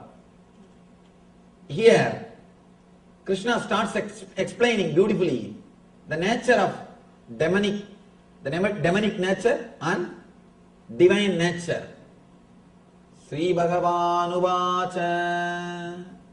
Again, throughout this chapter, only Bhagavan speaks. In the first chapter, only Arjuna is speaking. Bhagavan is silent. Means completely is expressing his ego. Almost the chaos is happening. He is mad, confused. He is just vomiting, quoting all the morality, whatever he learnt, quoting everything, he is speaking. Slowly he comes down to the next level. He is allowing the Bhagavan to speak and the conversation is happening. First, he is expressing him, not letting Bhagavan speak. Then he comes down to the level of conversation. Bhagavan also speaks, he is also speaking. Then he comes to the level of little more listening. Now practically he is silent. In the 15th chapter and 16th, both the chapters, he is silent. He is not uttering a single word. That's what I told. No questions, only doubts. All the questions have disappeared. Now only small doubts. Means he is asking for more tips, more clarification, more understanding. Bhagavan Uvacha Abhayam Sattva Samsuddhir Jnana Yoga Vyavastitihi Dhanam Tamascha Yajnasya Swadhyayastava Arjavam Ahimsa Satyam Akrodas Tyagas Santirabaysunam Taya Bhudeshvaloluptam Mardavam Hrirachapalam Tejatshama Drudissaucham Adroho Nadimanitaha Bhavanti Sambadam Daivim Abhijadasya Bharata.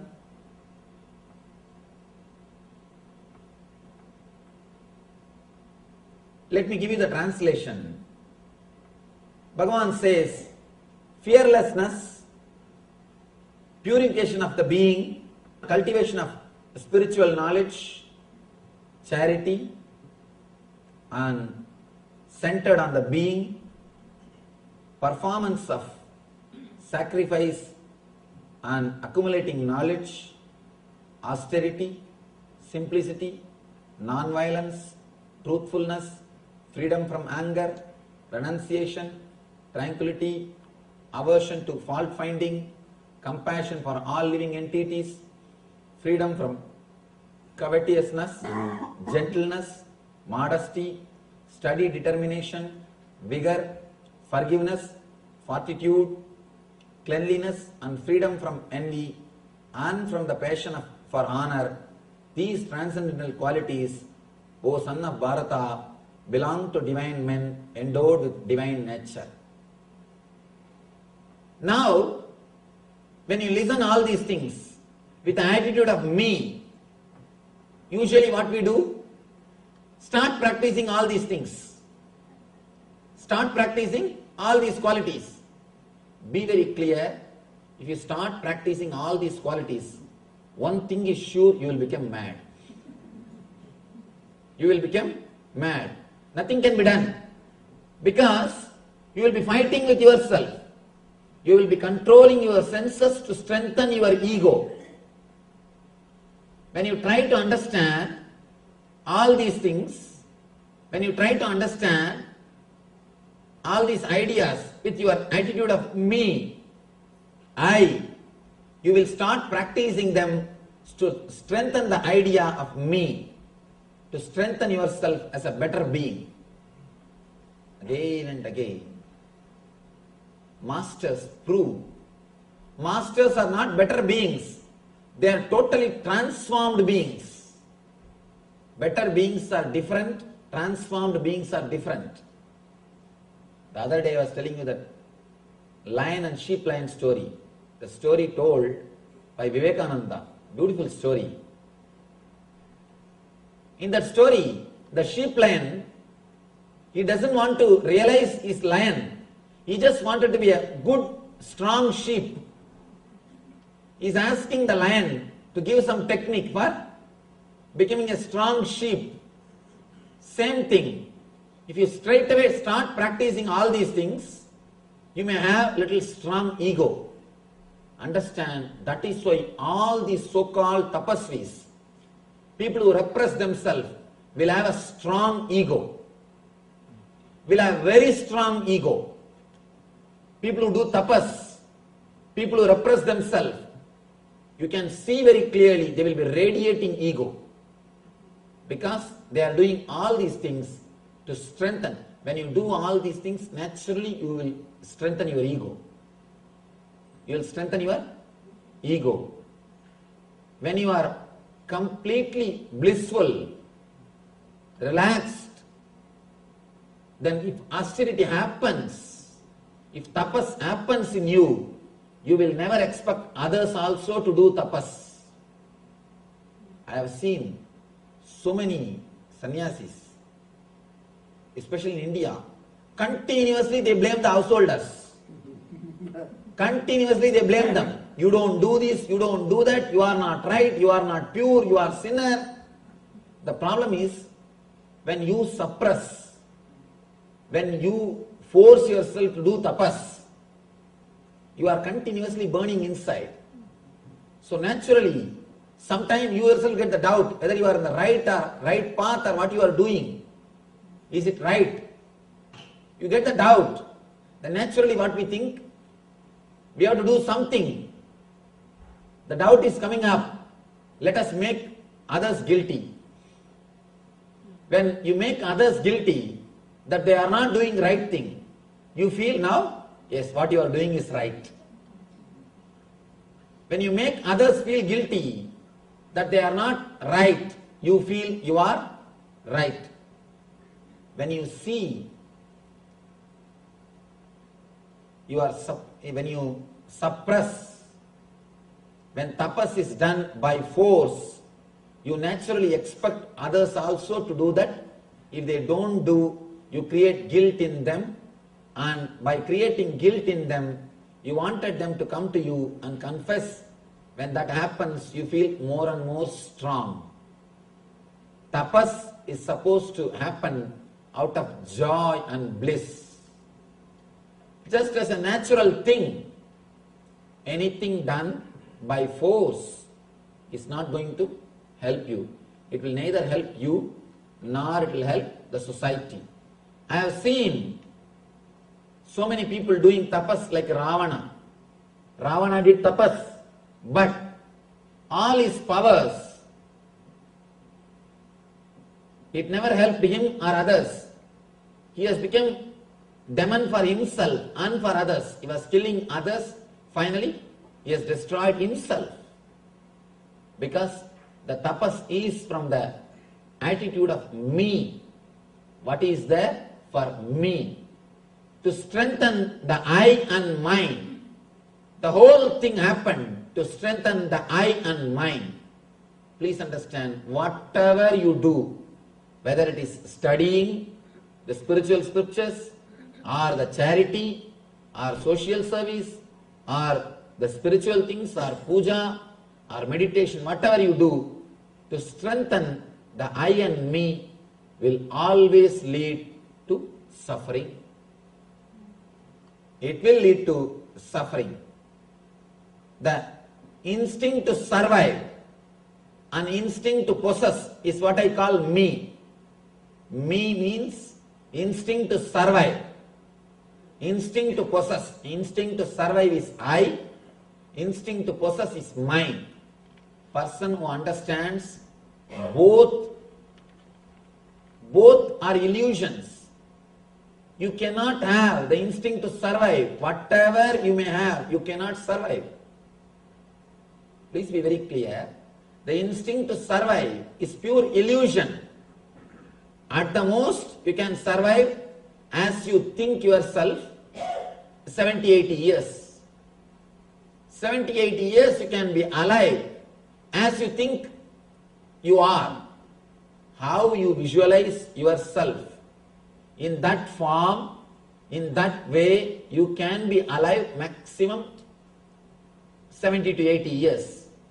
But the instinct to survive tries to extend it, tries to make the life as eternal.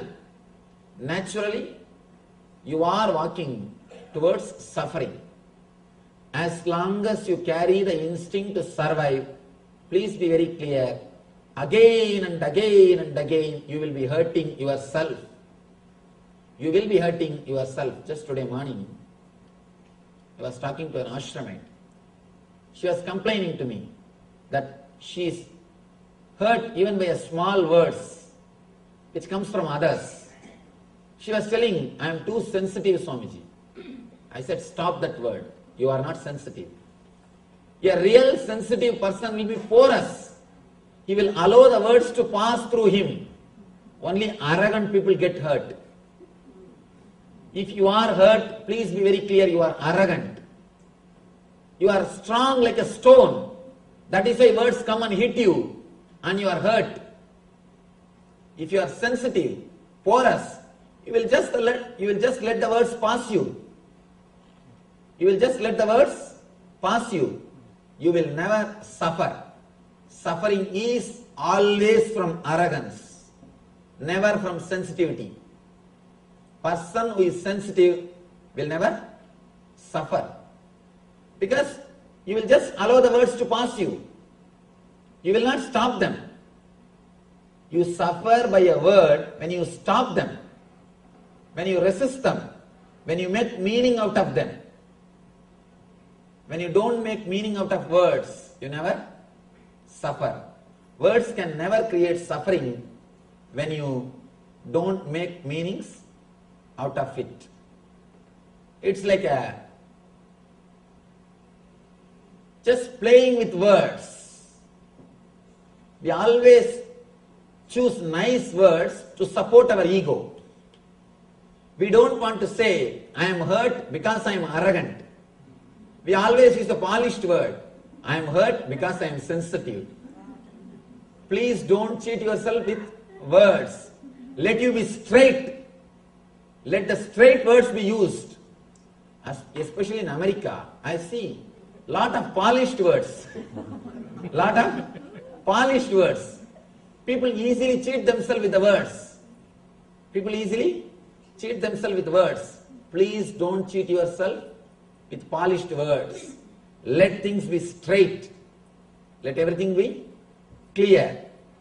Never ever use the polished words. You can use the polished words to cheat others, but don't use it on yourself. Don't use it on yourself. A small story. One contractor wanted to donate a car, gift a car, a sports car to an official. Official said, no, I am an honest person. I cannot think of accepting this gift.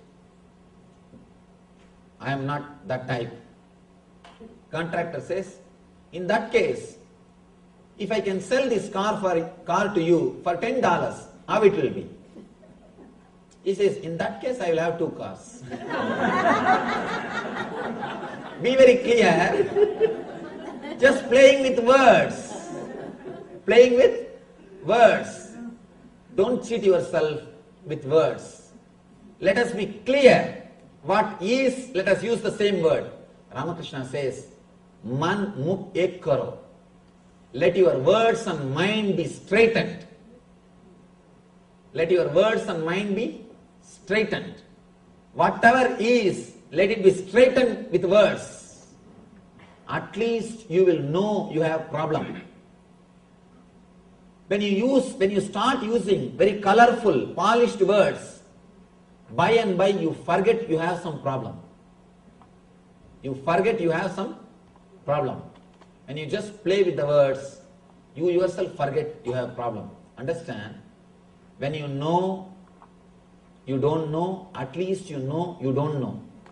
When you don't know that you don't know, you don't even know you don't know. Be very clear. At least let you know you have a problem. Let you know that there is something wrong. Let us use the straight words. Shortest distance between 2 points is always a straight line. To achieve anything, shortest way is straightforwardness.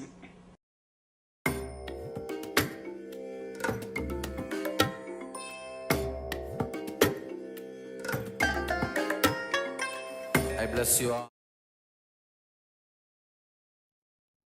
Yes, Nityanam, all of you. And Swami says very beautifully, when you again, when you think of me means ego. It is always going to be uh, in the way, and when you think of you, only then you are going to. When you think of you, which ego, you are man. When you think of you, uh, which is existence, then you are divine. And initially Swamiji says how the whole the information gets collected through the eyes and get digitized in the digital form through the chakshu.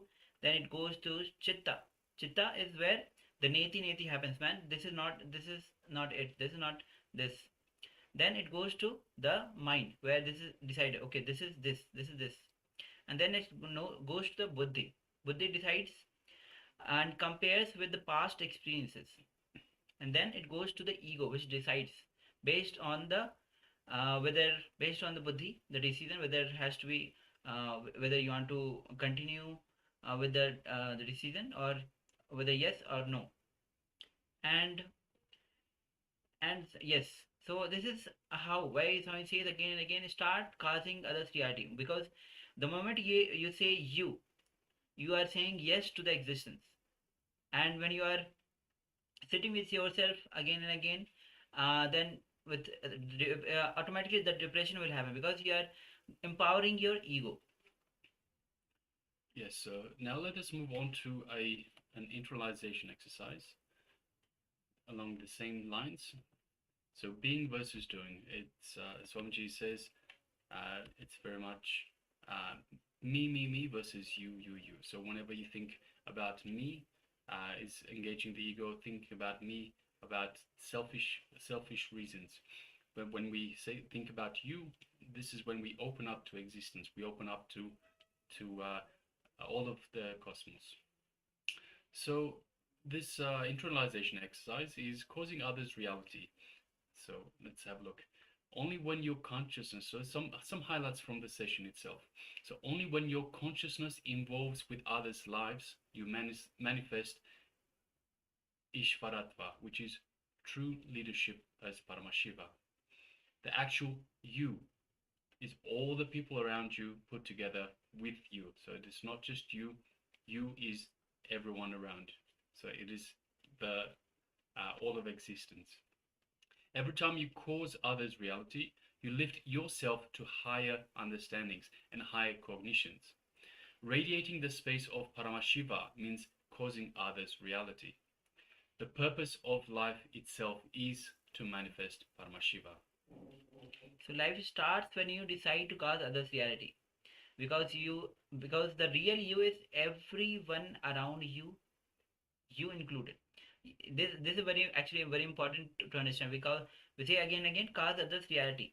But important thing to understand is, because the real you is everyone around you, including you.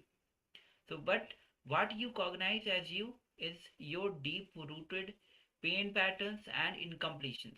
See, because all the times we have our pain patterns, we have incompletions. So, what we cognize is from these deep rooted pains and incompletions. So, some part of you may be resisting life and some accepting life. Whether you resist or accept, don't allow powerlessness in any way. See, very often we say, you are Paramashiva. So what exactly does this mean? You are Paramashiva, you are you are everyone, you are existence itself, you are the source of everything, you are everything.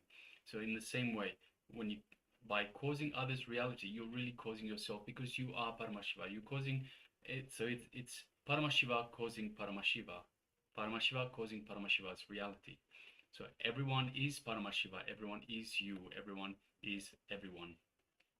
So with that powerful cognition, let us move into the exercise, into the internalization exercise of causing other people's reality. This will be 2 steps. First step, write down, so requesting participants, grab a pen and paper and write down 3 instances in your life where you allowed powerlessness and you did not cause other people's reality. So pen down 3 instances in your life where you allowed powerlessness to settle in. So for one reason or another, you decided to allow powerlessness to settle in your being, and you did not cause other people's reality when you could have made a difference in their life. The second step will be, from your current updated understanding, write how you will cause their reality in this same situation. So let us start with the first step. We'll be displaying this slide shortly. So let us start with this first step. So we'll give you about 5 minutes for the first step. Write down 3 instances where you could have caused people's reality, but you let powerlessness settle in you, and because of that, you didn't cause their reality. So 3 instances. We'll be displaying the slide for you shortly.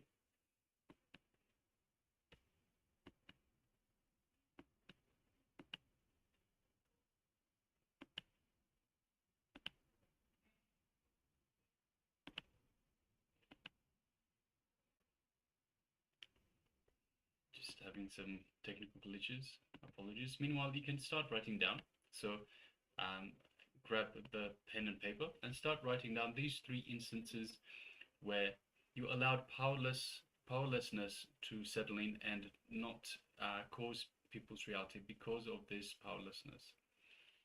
Please take a moment. Take a few minutes and write this down. Shortly we'll be displaying the slide as well.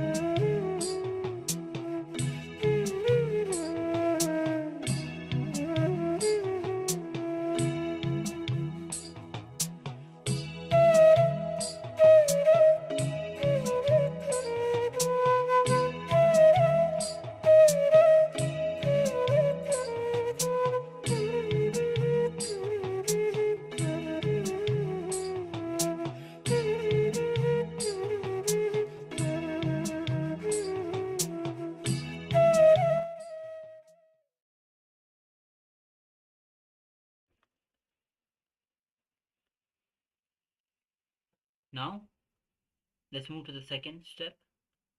From your current updated understanding, write how you will cast their reality in the same situation.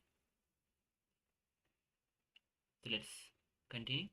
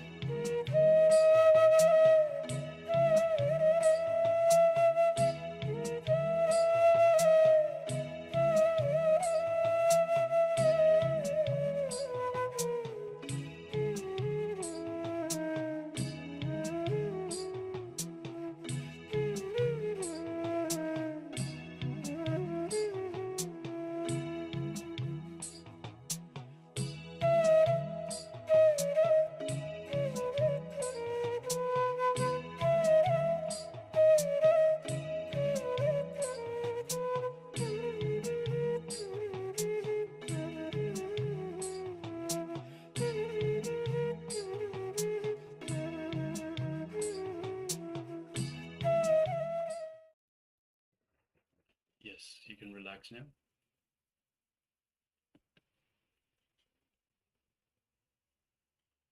So this was just an exercise for you to cognize how you could have caused someone's reality, how you let powerlessness affect you, how you let powerlessness stop you from causing other people's reality, and how a conscious shift in your thinking will change the way you act going forward. You cause and enrich people going forward.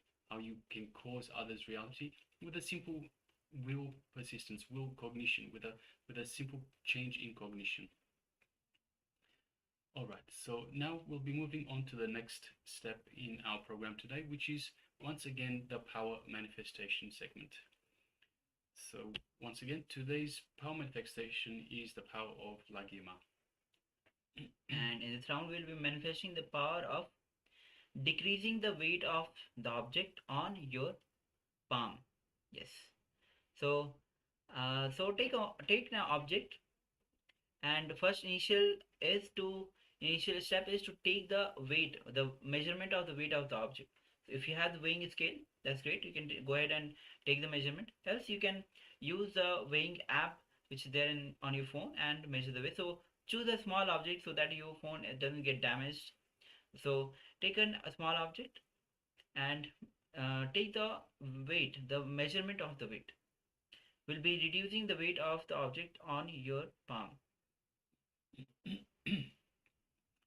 Let us change it this time. Let us increase the weight. So all of today we've been decreasing the weight. Let us change it now. Let us try to increase the weight itself.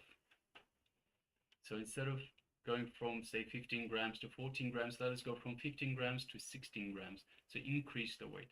So we might at some point in the future maybe want to play with our jewelry, increase the weight of the jewelry itself. Who knows? So let us try in this round. We will increase the weight of the object. Yes. So I hope all of you have taken the initial measurement. Once you have taken the initial measurement, place the object on your palm.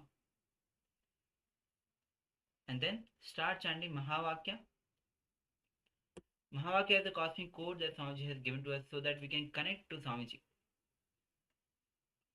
And as you know, Swamiji is Paramashiva, residing in the super consciousness. He is one with the whole existence.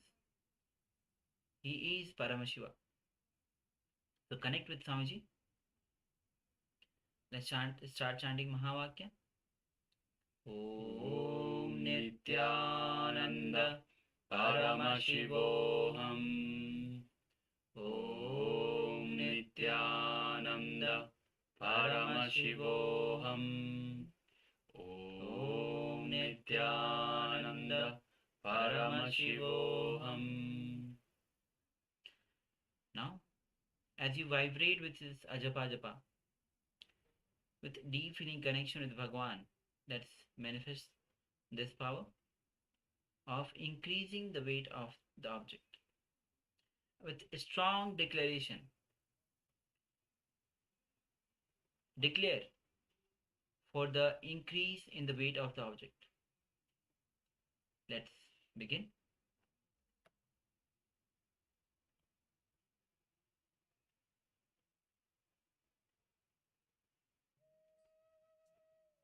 Ananda Paramashivoham Om Nityananda Paramashivoham Om Nityananda Paramashivoham Om Nityananda Paramashivoham Om Nityananda Paramashivoham Om Nityananda Paramashivoham Om Nityananda Paramashivoham Om Nityananda Paramashivoham Om Nityananda Paramashivoham Om Nityananda Paramashivoham Om Nityananda Paramashivoham Om Nityananda Paramashivoham Om Nityananda Paramashivoham Om Nityananda Paramashivoham Om Nityananda Paramashivoham Om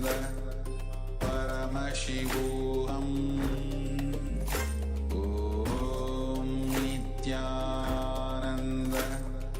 Paramashivoham Om Nityananda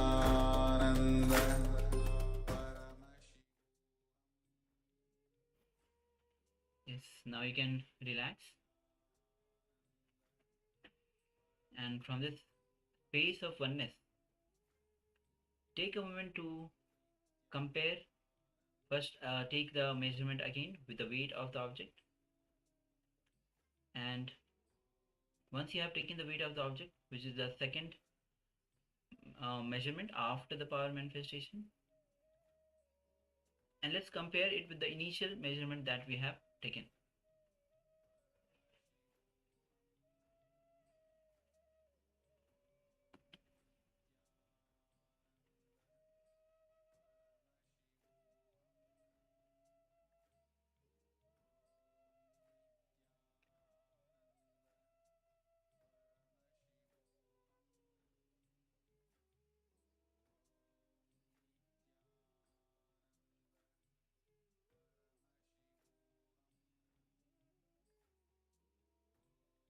Yes, and reminding everyone, every power manifestation comes from the space of oneness.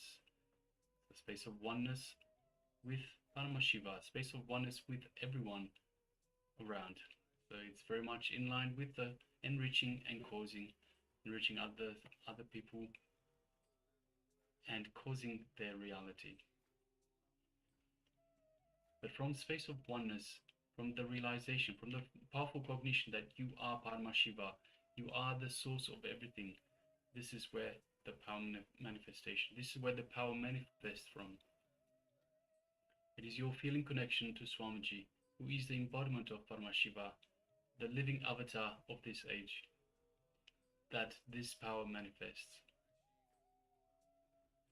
So when with deep surrender and with simplicity, if you just connect with Swamiji. Swamiji says, I think yesterday, Satsang Swamiji is saying, I am Bhole Baba. When you just, with innocence, you just connect to Swamiji. You invoke, because Swamiji is the Paramashiva. When you invoke, even when you remember Swamiji, that is not remembrance, it's invoking Swamiji. So when you remember Swamiji, you invoke Swamiji, he is there. He is with simple innocence, with a simple mind, simple innocence and surrender. When you just connect to Swamiji, you manifest. And if you take your mind back to the first day, when we set up the Nityananda Sabha, the environment where you take the course, the program, where you sit in for the program, we set it up with Swamiji's Murti, with Swamiji's image. He's there with you. He's present with you. He is available to you. So anything that you require, just have a chat, have a talk to Swamiji. Say, Swamiji, I need this. Swamiji, I want you to manifest through me. Swamiji, let's manifest this power together. Yes, so we have Ma Ananda Agora Rupini that shared once again 39 initial and the 40 is after, right? Yes, well done, Yes, Ma. thank you, Ma. Congratulations, well done. Oh, great. So you, as we requested to increase the weight, so you have successfully increased the weight. Very good, Ma. Yes. So requesting all other participants who took part, and Ma, requesting you, make sure you celebrate it. So celebrate every power manifestation should be celebrated. You should be telling everyone, hey, look what I can do. Look at this power manifestation. This is the power of Paramashiva. I am Paramashiva.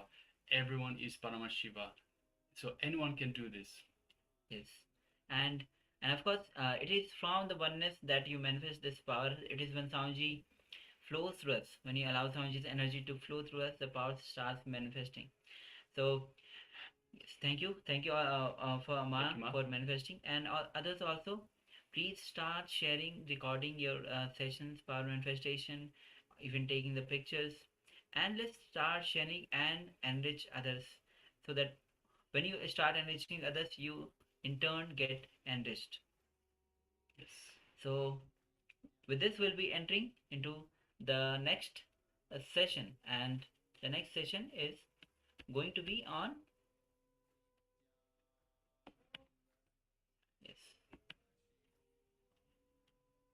on experience purposelessness and be free from karma.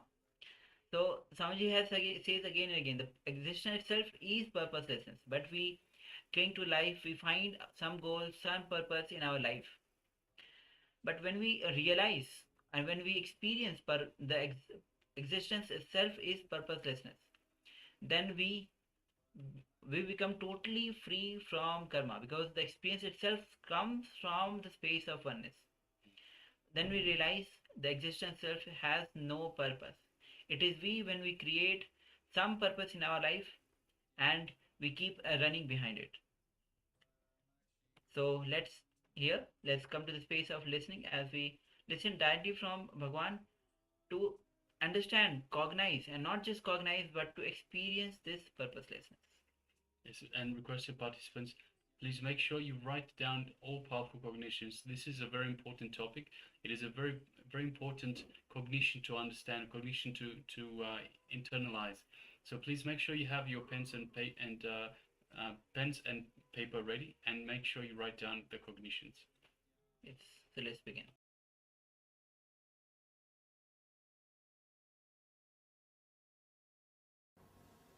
What is the purpose of life? The moment you understand life is purposeless, the moment you accept the beauty of purposelessness, you will realize the meaning of living. Life has no purpose, but it has meaning. Purpose is different, meaning is different. Purpose means the goal orientation. You always think about the goal, running. Suddenly one day you just drop dead. The more you are goal oriented, more you will miss the life. Purpose is different and meaning is different. When I say the word meaning, living itself is a meaning. Come to this moment. Path itself is a life. Path itself is a meaningful thing. There is no such thing. In the end, you will be happy. You always postpone the joy. You always postpone the bliss. You always postpone living. Life is lived in a very superficial way because you think life has got purpose. Be very clear. Man who works just for salary, just for money, for him only the payment day will be beautiful day. He will be happy only on that one day. He is selling his 29 days for that one day. He is selling his 29 days just for the one day happiness. You are selling your life just for one day happiness. Please be very clear.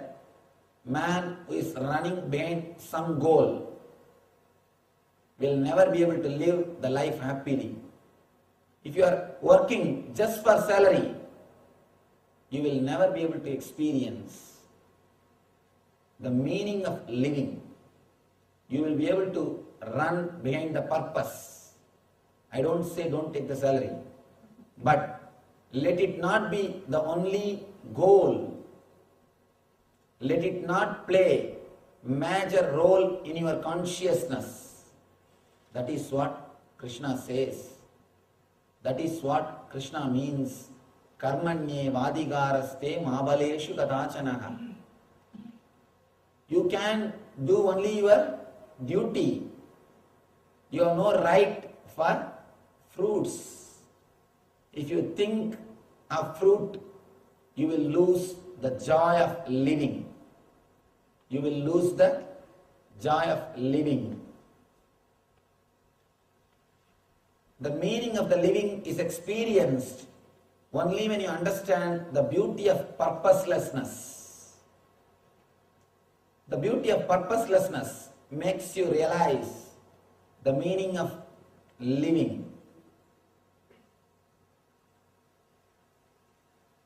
Beautiful sloka.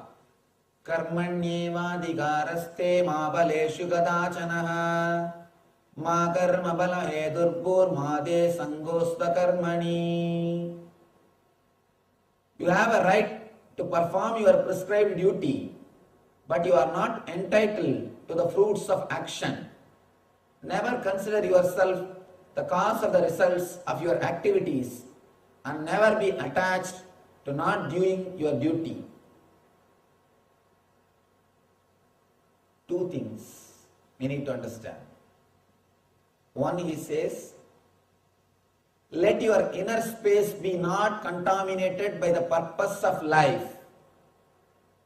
Please understand, if your inner space is filled, when I say inner space, I mean your inner mind, your mind.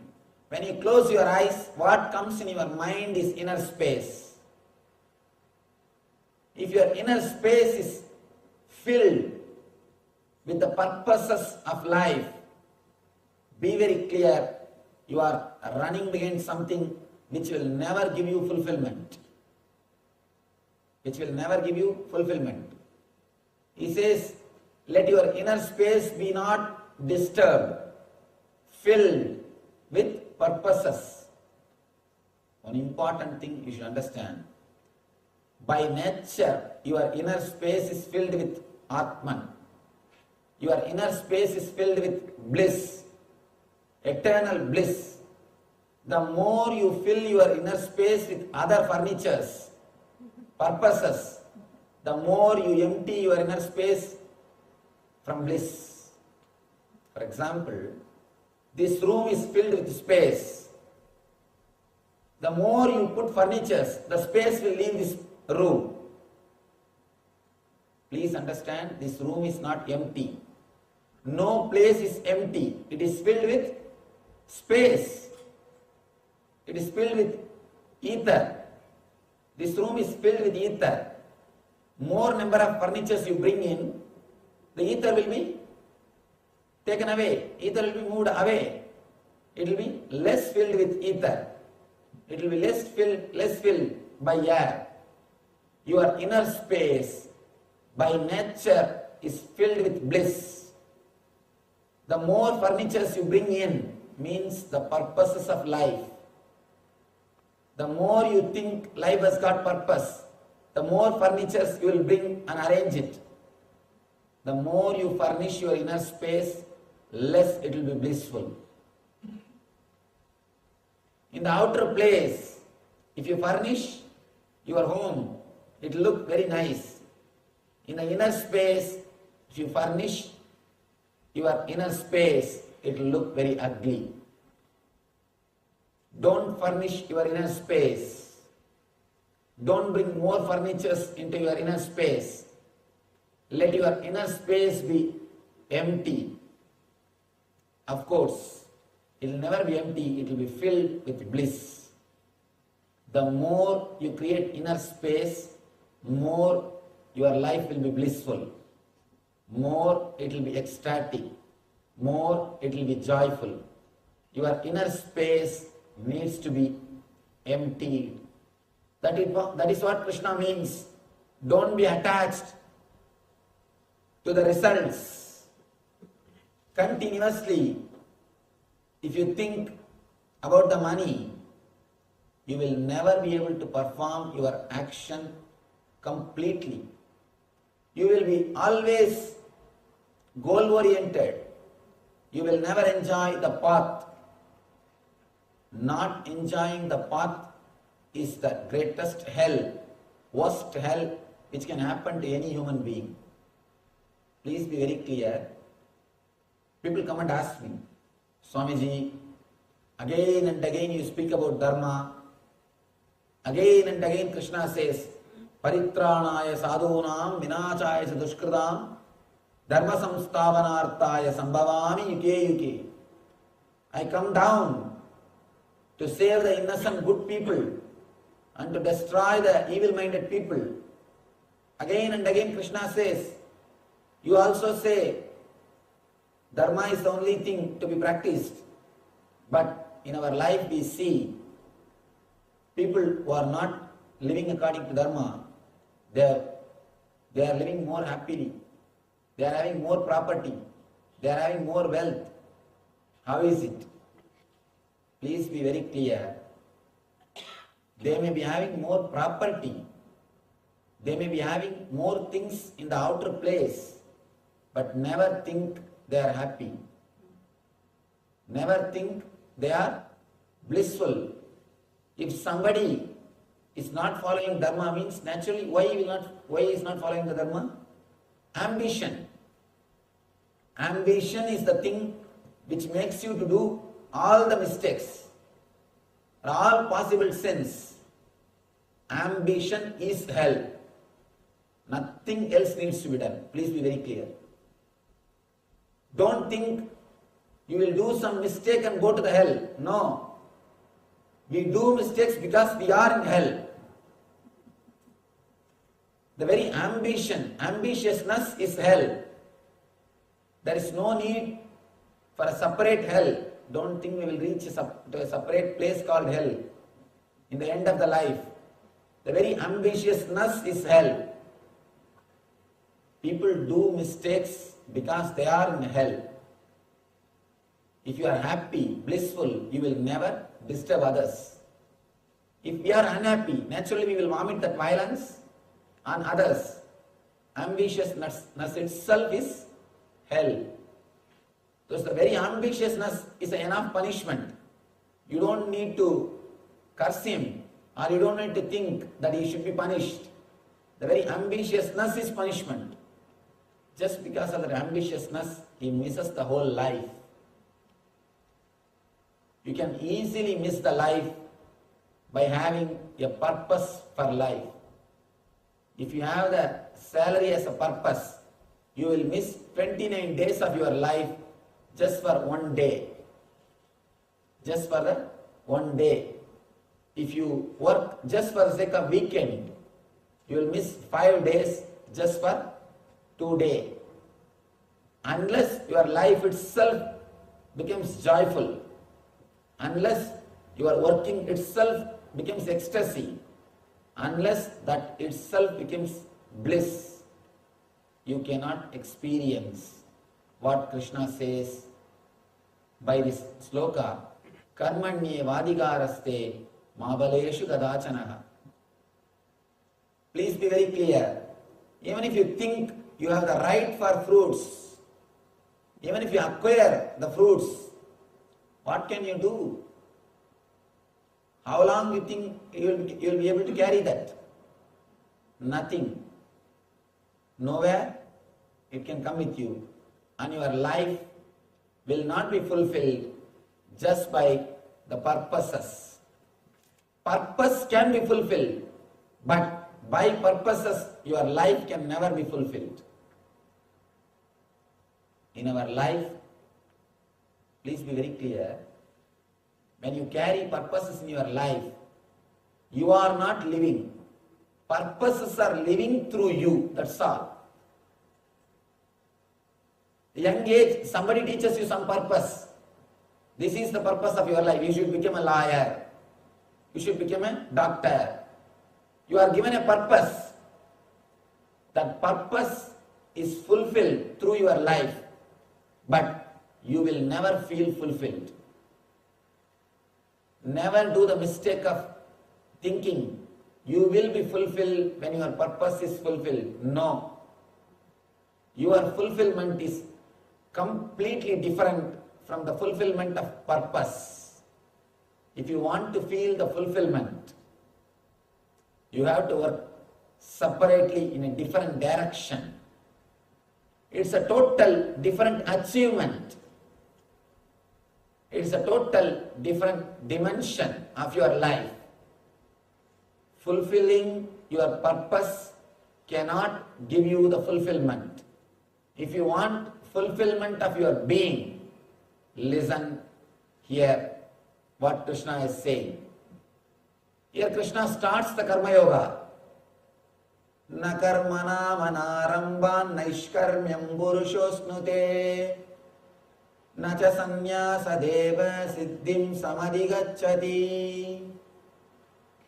Not by merely abstaining from work can one achieve freedom from reaction, nor by renunciation alone can one attain perfection.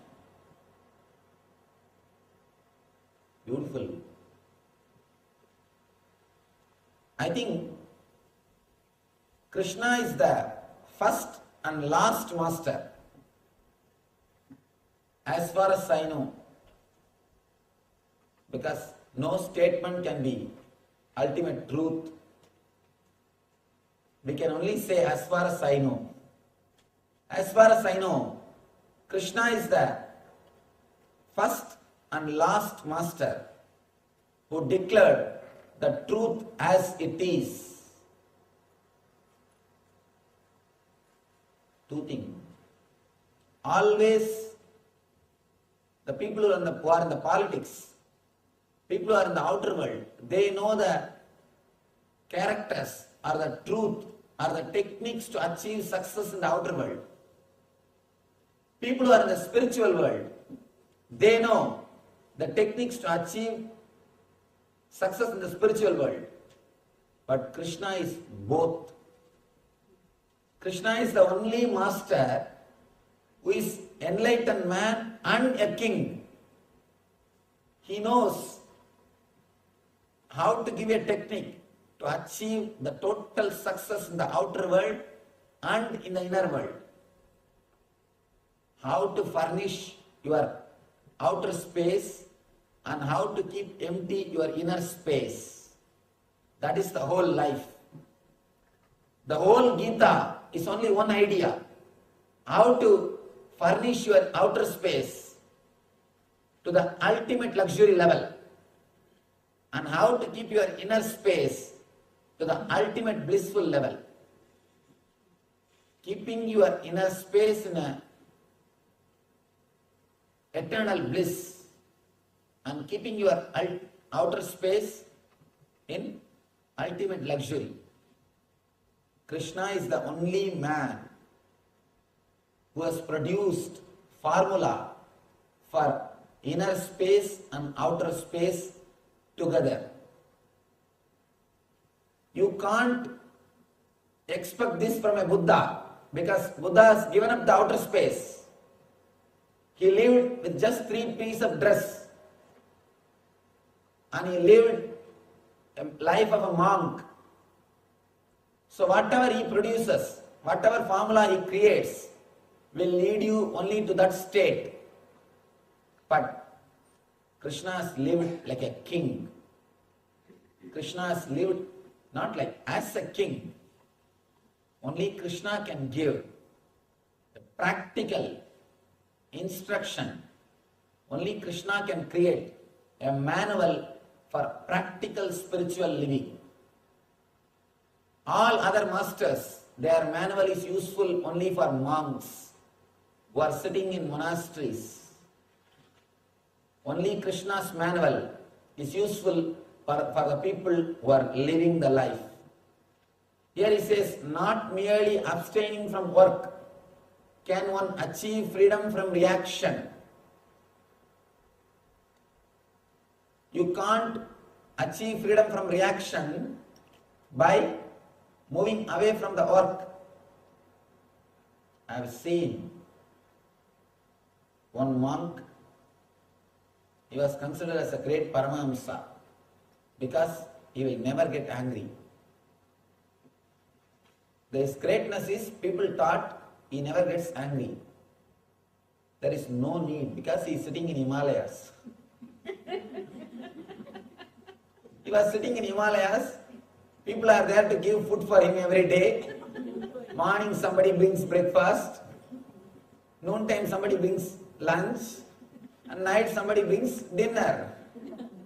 Somebody gives him clothes. What is the need for getting angry? There is no need. He is respected because he never gets angry. Usually, human beings always respect If somebody does something which they can't do, if you want to become respectful, if you want to have the respect of the society, just do something which others can't do, that's all.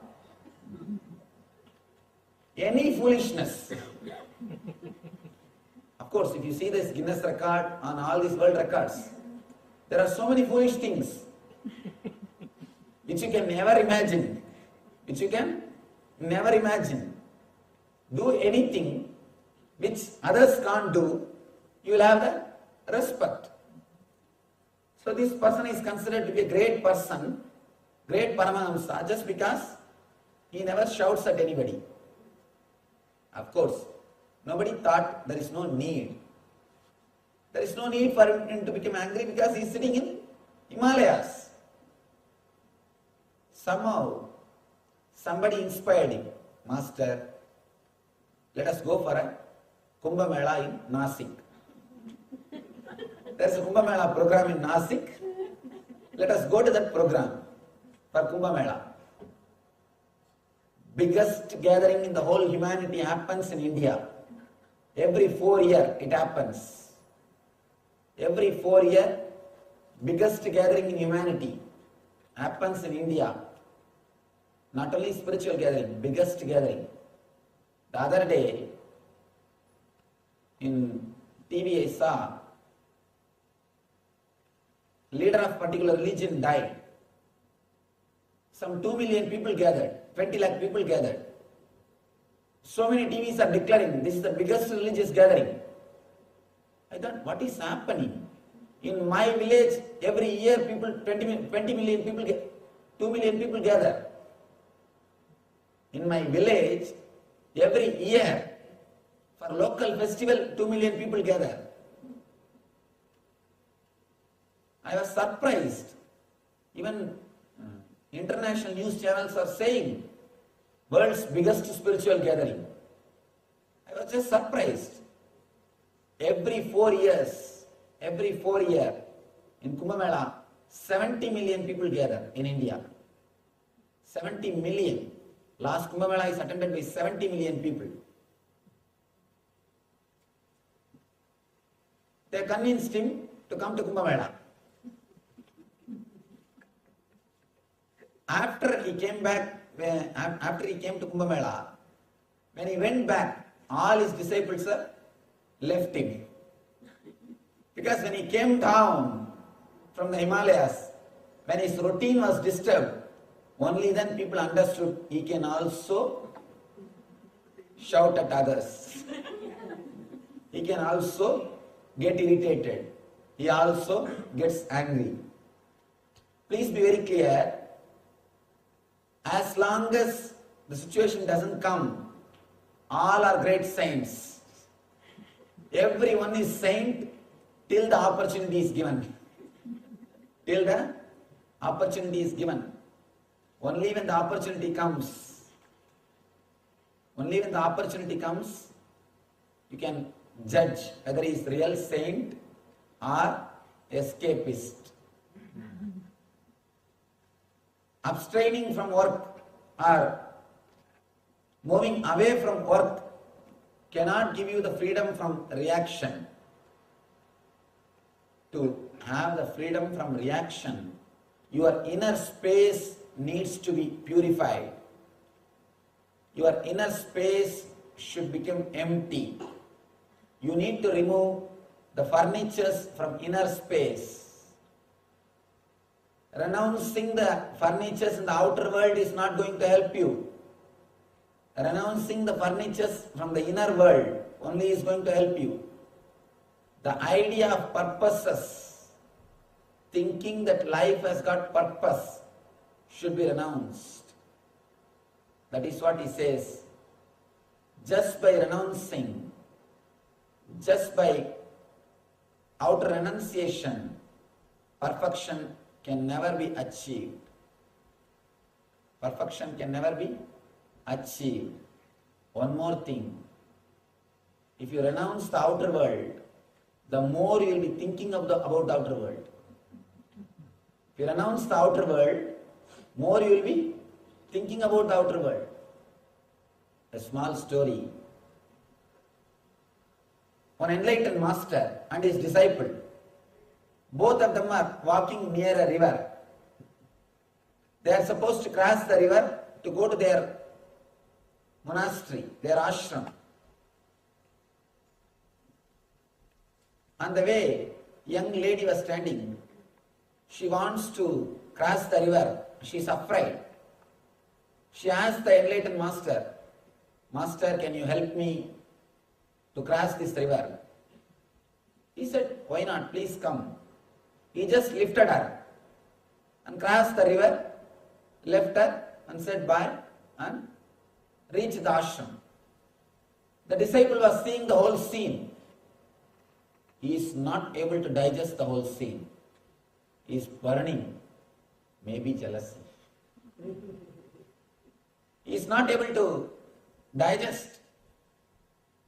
After reaching the ashram, he is not able to control himself. He asked, Master, you are a sannyasi. How can you touch a woman, that also young woman, and carry her throughout the river? How can you do that? Master just turns, smiles at him and says, I left her long ago. Why are you still carrying her? I left her there itself. Why are you carrying her still? Why are you bringing her here? Please be very clear. Renouncing in the inner space, emptying your inner space is the real thing to be achieved. That is what Krishna says here. This sloka is straight away addressed to this disciple. Karmendriyani samyamya yaste manasa smaran indriyartan vimodatma mityacharasa uchyate. The meaning goes, one who restrains the senses of action but whose mind dwells on sense objects certainly deludes himself and is called a pretender and an hypocrite. A man who keeps his senses under control but who is not able to keep his inner space under control is called pretender, hypocrite. Please be very clear. The quality of your life will be judged only based on the quality of your inner space, not based on the quality of your outer space. When you leave your body and enter into your next life, nobody is going to see the accounts of what type of car you drove, in what type of house you lived, what type of, how much of bank balance you had. No, these accounts will not come with you. How you live, how your inner space was there. What is the quality of your inner space when you lived? Only that you are going to carry. That is why they say, you are going to carry only the samskara, means the karma, the inner space with you, not the outer space. One more beautiful story from Ramakrishna.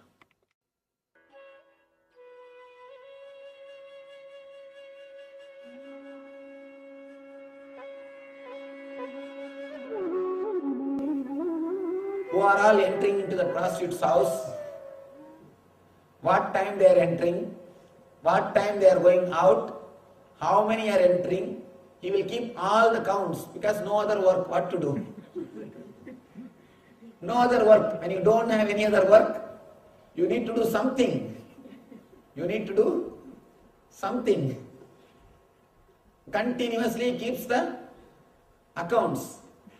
How many are entering? what time they are entering, how much of time they are spending, whole thing. I think he's almost like a diary maintainer of that prostitute. He maintains a complete diary of who comes, who goes, who are the regular visitors, and who comes once in a while, rarely. Whole day is thinking about what's going on there. And that lady prostitute, she lives in a different way. She thinks, my life, my swadharma is this.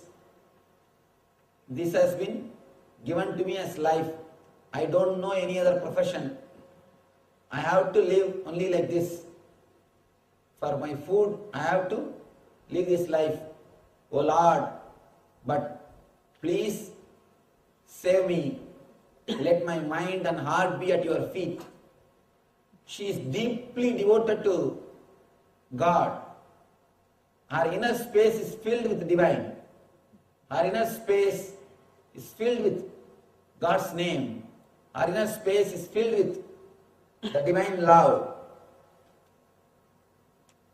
Life goes, after some time, suddenly, unfortunately, both of them die in the same day. This monk and prostitute, both of them die in the same day. Story is beautiful. Both of them reach the Yamadharma's court for judgment. First, she comes, the prostitute comes. Yamadharma sees the list of sins and merits, and he says, all right, don't worry. You lived throughout your life thinking of the divine. Go to the heaven. She is sent to the heaven. And the monk is coming. The moment monk comes, Yamadharma says, he sees the list of sin and merits, and he says, throughout your life, you thought about wrong things. So go to the hell. And this monk starts shouting, how dare you send me to hell? And you know he's a professional preacher, and you know he knows how to shout. He starts shouting, I'll sue you. Maybe he must be visiting America many times. Often. I'll sue you. He shouts. Yamadharma says, please relax. Here up in the heaven, we don't bother what you do. We bother how you live. See, by your body, you lived a pure life. Look at the planet Earth, how your body is respected. There, the monk saw, his body is respected like anything. All the people are falling at the feet of his body, and big garlands are offered, big puja is done, it is being carried to big samadhi, and his body is receiving all the respect. Through body, you lived a pure life. Your body is now getting respect. But through mind, you lived an impure life. Now go to hell. Same way, she lived impure life through body. Look at her body. Nobody was there even to care. Because she is a prostitute, no husband, no sons. Nobody was there even to do last rites. Body is stinking. Just the government fellows came and they dragged that body and dumped it somewhere. See, through body she lived an impure life. Her body is suffering. But through mind she lived a pure life, divine life. She is going to the divine. It is more important with what you live in the mind. Your inner space is the real achievement.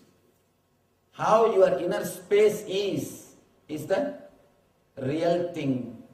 Please be very clear.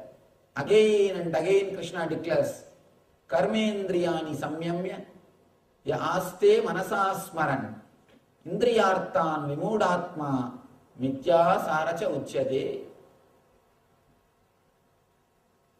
if you can't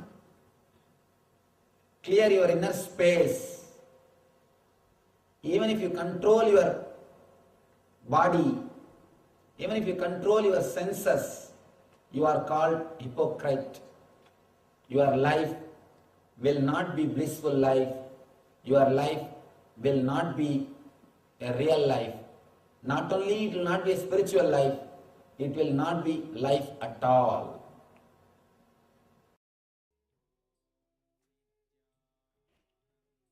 Yes. So when you don't clear your inner space, then you will be living with hypocrisy.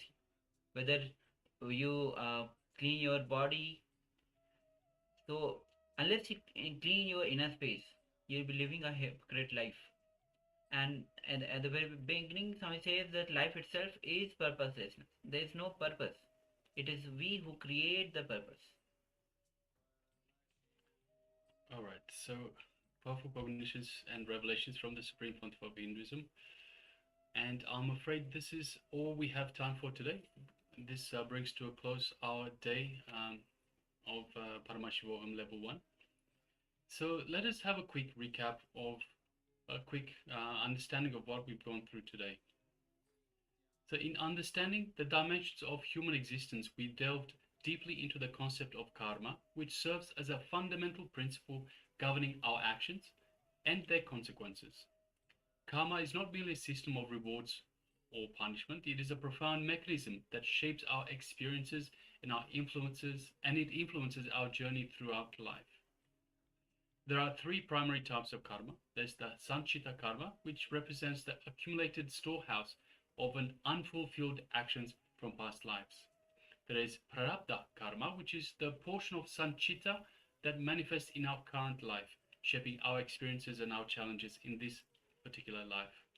And there's the agamya karma, which represents the new karma that we created through our actions in this lifetime, through borrowed desires, for example. Yes. So how the karma is created through our thoughts, words, and actions, and the influence that is influenced by our vasanas, which is the deep-rooted tendencies and the samskaras, the impressions of the past experiences, and these drive us to act in a certain way, leading to a certain new karma, leading to the creation of the new karma. To effectively navigate the cycle of birth and death, which is Janmarna Chakra, it is essential to exhaust our prarabdha karma with intensity. So when we live with intensity, the karma automatically neither it binds us but automatically gets completed, fulfilled. This means encouraging fully with our experiences, allowing us to fulfill them completely without leaving residual desires or unfulfilled actions. Now the distinction between as we just watched a revelation by Swamiji on doing versus being, the importance of realizing the true existence transcends mere actions. When we shift our focus from doing to being, we can experience a state of purposelessness, a profound freedom from burden of karma. Ultimately, understanding these dimensions empowers us to live consciously, exhaust our karmic depths, and move towards liberation. And so this is all we had today. And tomorrow we'll be having another exciting sessions on Bhakti Spurna. Yes, so tomorrow's sessions on Bhakti Spurana, Experience Ecstasy, Being in Love, where we will delve into the profound power of bhakti or devotion, the path of devotion that leads us to experience the experience of oneness with the divine and of course with Swamiji, our master. In these sessions, we will explore the essence of worshipping the divine and recognizing that everything and everyone around us is a manifestation of that divinity. We are Paramashiva. Everyone is Paramashiva. We will discuss what prevents us from fully experiencing bhakti, devotion, and how our relationships can either hinder or enhance our surrender to the divine. Yes. And we establish ourselves. As we establish ourselves in surrender, we will learn to keep the flame of seeking alive within us. And remember, Guru is not just an external figure, it is the self which is within you, calling you towards your true nature. We will uncover the science of surrender, understanding how it transforms our life and deepen our connection with the divine. And to enrich our experience, we will conclude with question answer on bhakti, because we'll have so much of question answers, allowing you to share your thoughts and questions. So this let's get ready for tomorrow's session, as we will be, of course, the day will be starting with the Nityananda Yoga.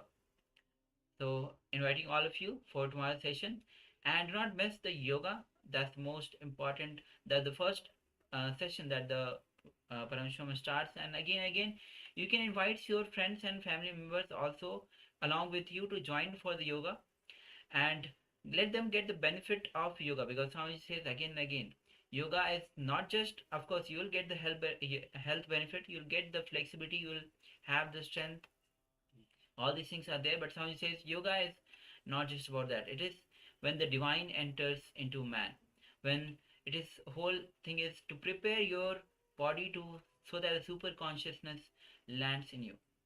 And of course, if you have any family members, any kids, for example, if you have any children, bring them along to yoga. Let them experience yoga as well. So while you do yoga, they can be doing yoga as well. Let them experience and see what yoga is like, and see the benefits of yoga. So yes, thank you very much. Yes. Thank you very much for everyone for being with us today. It has been an honor to serve you today.